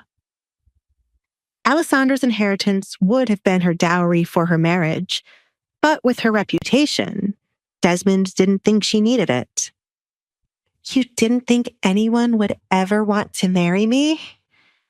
Alessandra didn't have to read his mind to know that was what he was thinking. I will keep my mouth shut. However, you should refrain from ever saying you were nice enough to shelter me here for so long. Understood? Yes. Desmond had to clear his throat after stuttering. For a moment, he feared the way Alessandra spoke to him. How did she know about the inheritance being gone? Alessandra held a card that could ruin him, should she tell the court about this. For his safety, Desmond was contemplating getting rid of her and telling the Duke she ran away. Kate rolled her eyes, irritated that her father allowed such an easy opportunity to get rid of Alessandra to pass by. Father, why on earth can't you just go get the money tomorrow? Who cares if you spent it? You have plenty more to replace it. Kate didn't understand why her father was acting like he was broke these days. Did he want people to talk about him? Or, more importantly, her? Kate. Katrina tried to shush her daughter before she could upset her husband. Kate was not aware of many things going on, but it was not a good idea to make Desmond angry. Keep quiet and enjoy dinner. Do not forget, you have a lot to plan for what your father has prepared. Alessandra was curious about what Katrina was referring to. She felt like it had something to do with her, but she did not wish to ponder on it for too long. I've already started it, Mother. I've picked out the finest— Shut up! Desmond silenced Kate. If she continued to speak, Kate would no doubt spoil he was making her live with Edgar alongside Alessandra. His oldest daughter was smarter than they ever thought, and it was best to keep her out of the loop. Alessandra now confirmed there was something suspicious going on thanks to her father. They were definitely planning something, and by the end of the second day, it would be revealed. She considered two options. They were either going to find a way to cancel her engagement to Edgar, or they were going to concoct some nonsense plan to get Kate with the Duke. Alessandra didn't bother to tell the obvious fate of their plan failing. It was better to watch them sink themselves. She was relieved to see the butler returning with dinner, and Mario was right behind him with 2 plates in his hand. She could only imagine how furious Mario was for being a server. Dinner is served, James announced. He carefully watched as the dishes were placed in front of the family, one by one. He meant to speak with the Baron about the need for more workers. The workers were behind on the daily chores because there weren't that many of them for the number of jobs needing to be done. He had been informed of another maid fired for a ridiculous reason. If they kept this up, no one would want to come work for the family. The maid Kate fired was still here, and James was determined to keep her. He could not take on any more responsibility than he had now. Baron, I would like to have a word. What is it? Desmond cut into his meat, refusing to look at James. Talk quickly, James. You know how I dislike servants talking to me at the table. Have you forgotten your place? James was offended by the way he was spoken to, but brushed it off. As a butler and a man of low status, he was used to this treatment. A maid was fired today by the young lady Kate. There is a lot of work to be done around the house, and until a replacement has been hired... You fired someone, Kate? Desmond ignored the rest of what James had to say. He did not give Kate permission to be firing anyone as she pleased. Have you lost your mind? There goes their favorite phrase, Alessandra thought as she quietly ate her food. She was disappointed there was nothing special about eating at the table. Her bedroom would be much better than this. The fool just stood there while Alessandra threw shit on me. What's the point in having a personal maid who does not aid me? I told you and my mother that she was not right for the job. Thank goodness I fired her before she embarrassed me in front of my friends. Kate was angered just from imagining how Sally stood by the door. Desmond pinched the bridge of his nose. He wondered when he went wrong with Kate. Kate, she is the daughter of a fallen household. She is the perfect person to be your personal maid, as she has had enough education before her family was doomed. Desmond intentionally left it being cheaper to hire Sally than others. The girl was desperate to provide for her family, which was used to riches. Kate wasn't aware of Sally's background. Even better, I don't know how she could show her face after her family has lost their wealth. She should have learned from Alessandra and hid her face. I don't want someone who fell from grace beside me, she chuckled. I wasn't aware that was the type of background the girl had, Katrina said to Desmond. She agreed with Kate now that she knew this. How many things does he hide from me? She wondered. Desmond's usefulness was running out the more secrets he kept from Katrina. The love she forced herself to have for him was slowly disappearing now that his wealth wasn't that grand. There was no reason for her to continue having a husband. The girl stays. James, inform her of it right away, Desmond told the butler. He was not going to allow Katrina nor Kate to change his mind. This was practically Kate's 100th personal maid, and he was not going to let this one slip by. Father! Kate whined. She looked to her mother for help, but her mother shook her head. Very well. I shall make her quit. Kate had many ways of getting rid of someone she did not like. If Sally wanted to stay, she would have to endure what Kate sent her way. I'll take her. All three heads turned to Alessandra, now remembering there was a fourth person at the table. Alessandra was in need of a maid, someone to report to her what was being said by the workers and family members when she was not around. I am in need of a personal maid. I shouldn't wait for Edgar to provide me with one. Not my maid, Kate disagreed as if she had not been the one to fire Sally in the first place. You are in need of a maid. Desmond now realized this fact. Father! Kate could not believe her ears. A moment ago, he was forcing her to keep the maid, and now he was handing her off to Alessandra. I want her. You cannot give Alessandra what is mine. Can I have the girl or not? Alessandra didn't want to prolong knowing if she would be given Sally as her personal maid. As a lesson for Kate, Desmond decided to go against what she wanted. James, tell the girl she is now Alessandra's maid. Yes, sir. James bowed, then went off to find the girl crying her eyes out over the loss of her jaw. Kate pushed her chair back, creating a skin-crawling sound at the wood chair screeching against the floor. I have nothing to say to you. Kate walked away from the table, preferring to be alone before she said something to her father she would regret. Katrina, teach that girl some manners, said Desmond. Katrina gripped her fork as she heard the faint sound of Alessandra laughing. Not too long ago, Alessandra told her to teach Kate manners. For her husband to do the same was embarrassing. Katrina refused to say anything to fuel Alessandra's growing ego. Baron, a message has arrived for you. James hurried back to the table. The Baron had warned him many times to alert him right away when this person tried contacting him.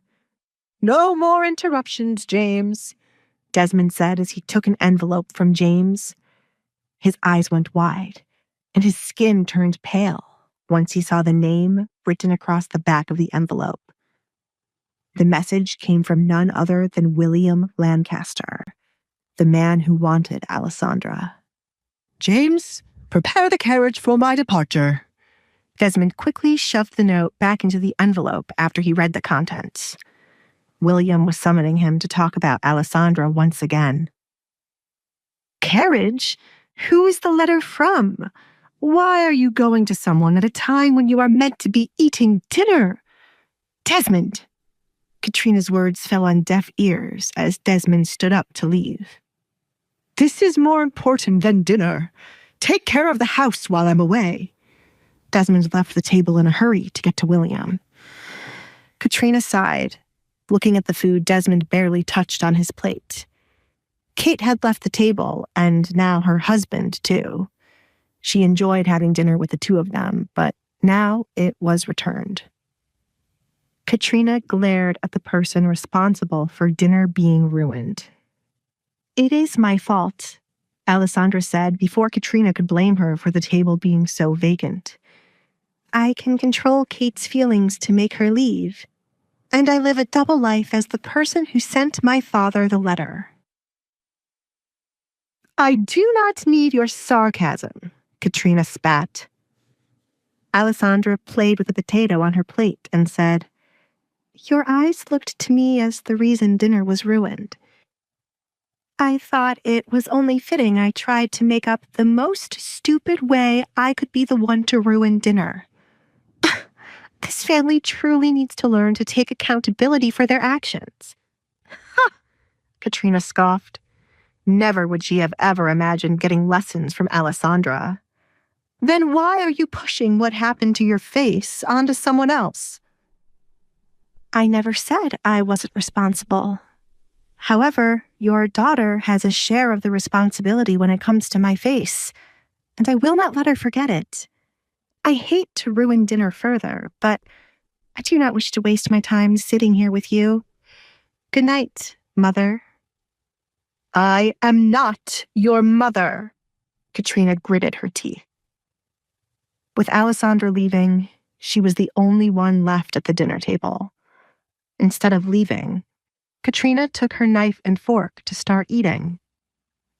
I worked so hard to get a baron's attention for this kind of life. Who should I make my next move on? Katrina started to plot her next move. Meanwhile, Desmond bit his nails as his nerves increased the further he got from the house. He had no idea why William was requesting his presence so late in the night to speak about his daughter. News of Alessandra's engagement was not known to the town, therefore William could not know about it. Why did I borrow money from William? If I ever find the man who scammed me, I swear I'll kill him on the spot. How dare anyone try to scam me? Desmond was angered by the memory of a man who promised to triple his wealth if he invested a large sum of money into a couple of businesses. The man was nowhere to be found once he received the money, and no matter who Desmond asked about him, each person claimed to not know anyone with the name or description. The man was right not to show his face in the town, or he would be killed for what he had done. "Why has the carriage stopped?" Desmond asked when the carriage suddenly came to a halt. Looking out the window, he knew he was not at William's house as yet. "Baron," a voice called, sending shivers down Desmond's body. "Why is he here?" Desmond muttered. "William has sent me to escort you in one of his carriages. You should feel honored, you sly dog." The right door opened to reveal one of William's henchmen. "There is nothing wrong with my carriage, Rowan."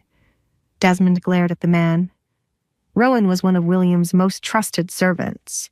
He was always sent to kill anyone William no longer wanted alive, as they were either his enemy or no longer useful. "If you continue to glare at me, I will pick your eyes out with my nails. Get out now, before I consider knocking you out and dragging you in the mud." "Your pick?" Rowan grinned, revealing his golden tooth. He played with a small dagger in his hands as he waited for Desmond to make his answer. "Get out of the way." Desmond knew he had no choice but to get out of the carriage. "Move." In the blink of an eye, Rowan pointed the dagger at Desmond's neck. "Do not talk down to me, Baron. I do not share the same status, but I won't hesitate to kill anyone who looks down on me. If only my master would allow me to kill you. I've never gutted a baron before." "You? Demon!" Desmond shook from fear. Each time William wanted to scare him, he would always send Rowan to do the job. Rowan chuckled, pointing the dagger in another direction. He ran his fingers through the strands of his hair, the shade identical to the color of blood. "Everyone says it's my hair that makes me look like a demon. But has anyone ever seen a demon to know what they look like? Fools." Rowan frowned. Suddenly annoyed, Desmond had not left the carriage and distracted him instead.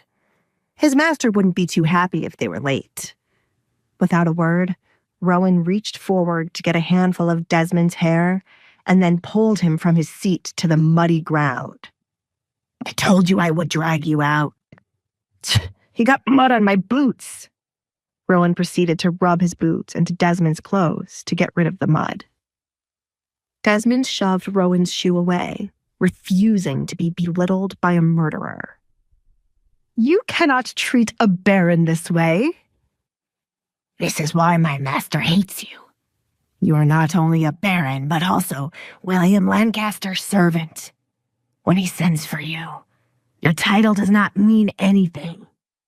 Have you forgotten he saved you from your many debts? Why is it taking so long to bring him your daughter? Silly man." Rowan kicked Desmond in his side, causing him to tumble over in the mud. "A baron, rolling around in the mud like a dog. What a sight. If only my master was here to see this."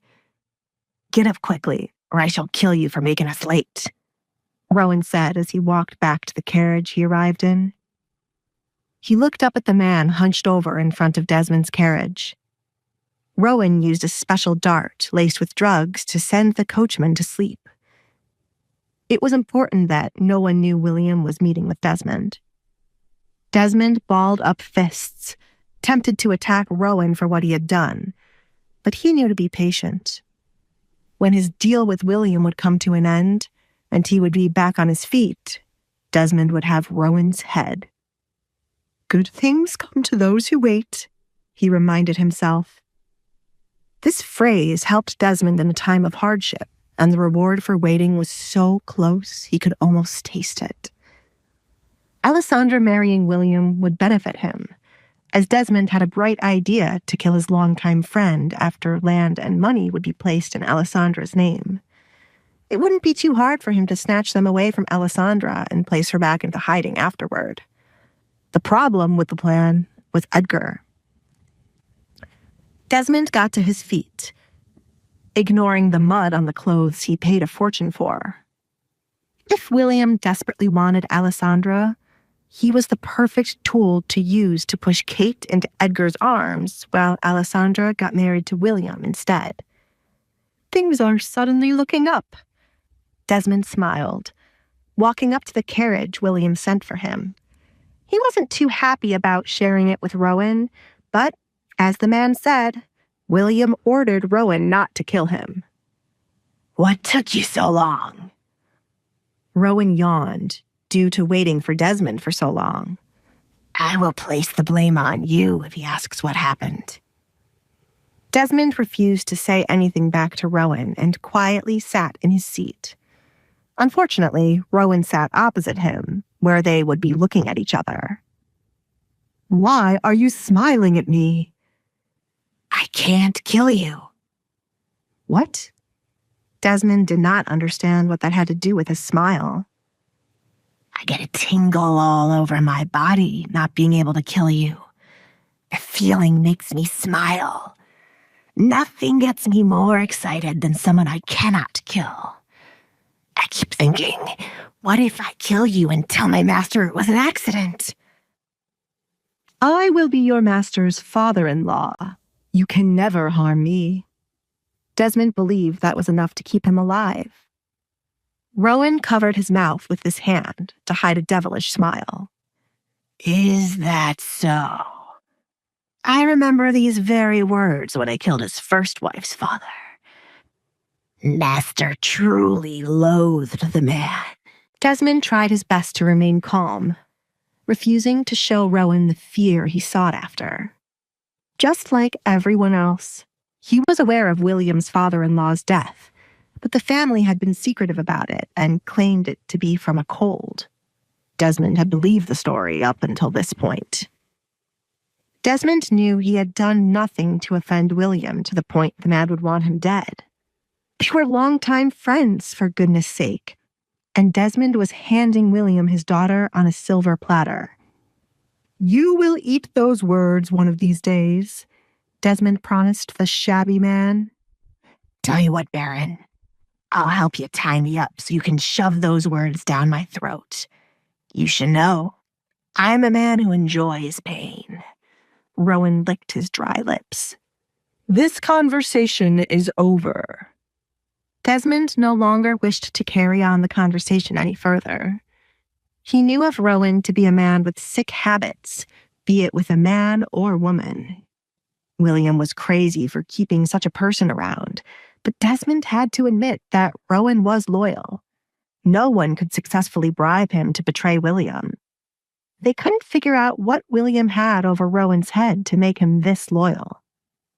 "You are an evil person, Baron," Rowan said out of the blue. "Says the murderer, and have you forgotten who you work for?" "I know my master and I are evil, but you are one of those people who play dumb to what they are. What kind of a good person hands his daughter off to a man his age?" Rowan sighed. "The silence is loud," Rowan sang as he enjoyed making Desmond feel guilty. "Or maybe that's a thing in the town I know nothing about.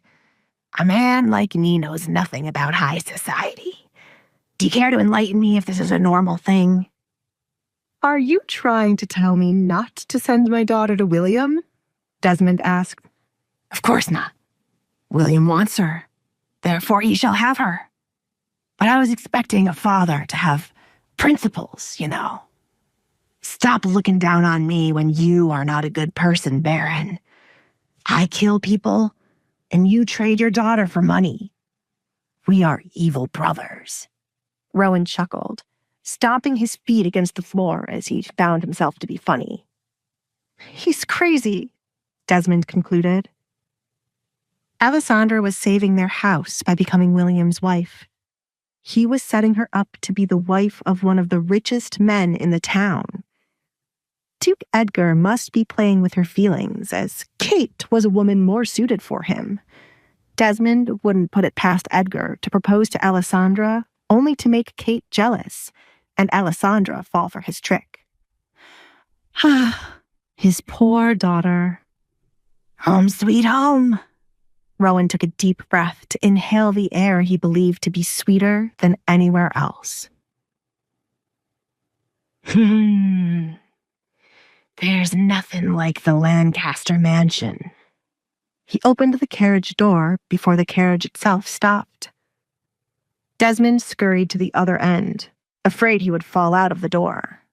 His heart rushed while Rowan jumped out of the carriage, laughing as if he couldn't have hurt himself. He never wanted to see Rowan again after tonight, for he could accidentally kill the both of them with his recklessness. For the first time since he had left home, Desmond felt truly relieved when the carriage stopped. Evan, we are already late. Trust me, you do not want to upset him. I am coming, Desmond said. He made a mental note to have the doctor visit him tomorrow to check on his heart. Hey, I'm Alessandra. If you're wondering what happens next, download the Pocket FM app now and listen to the exciting episodes of The Duke's Masked Bride.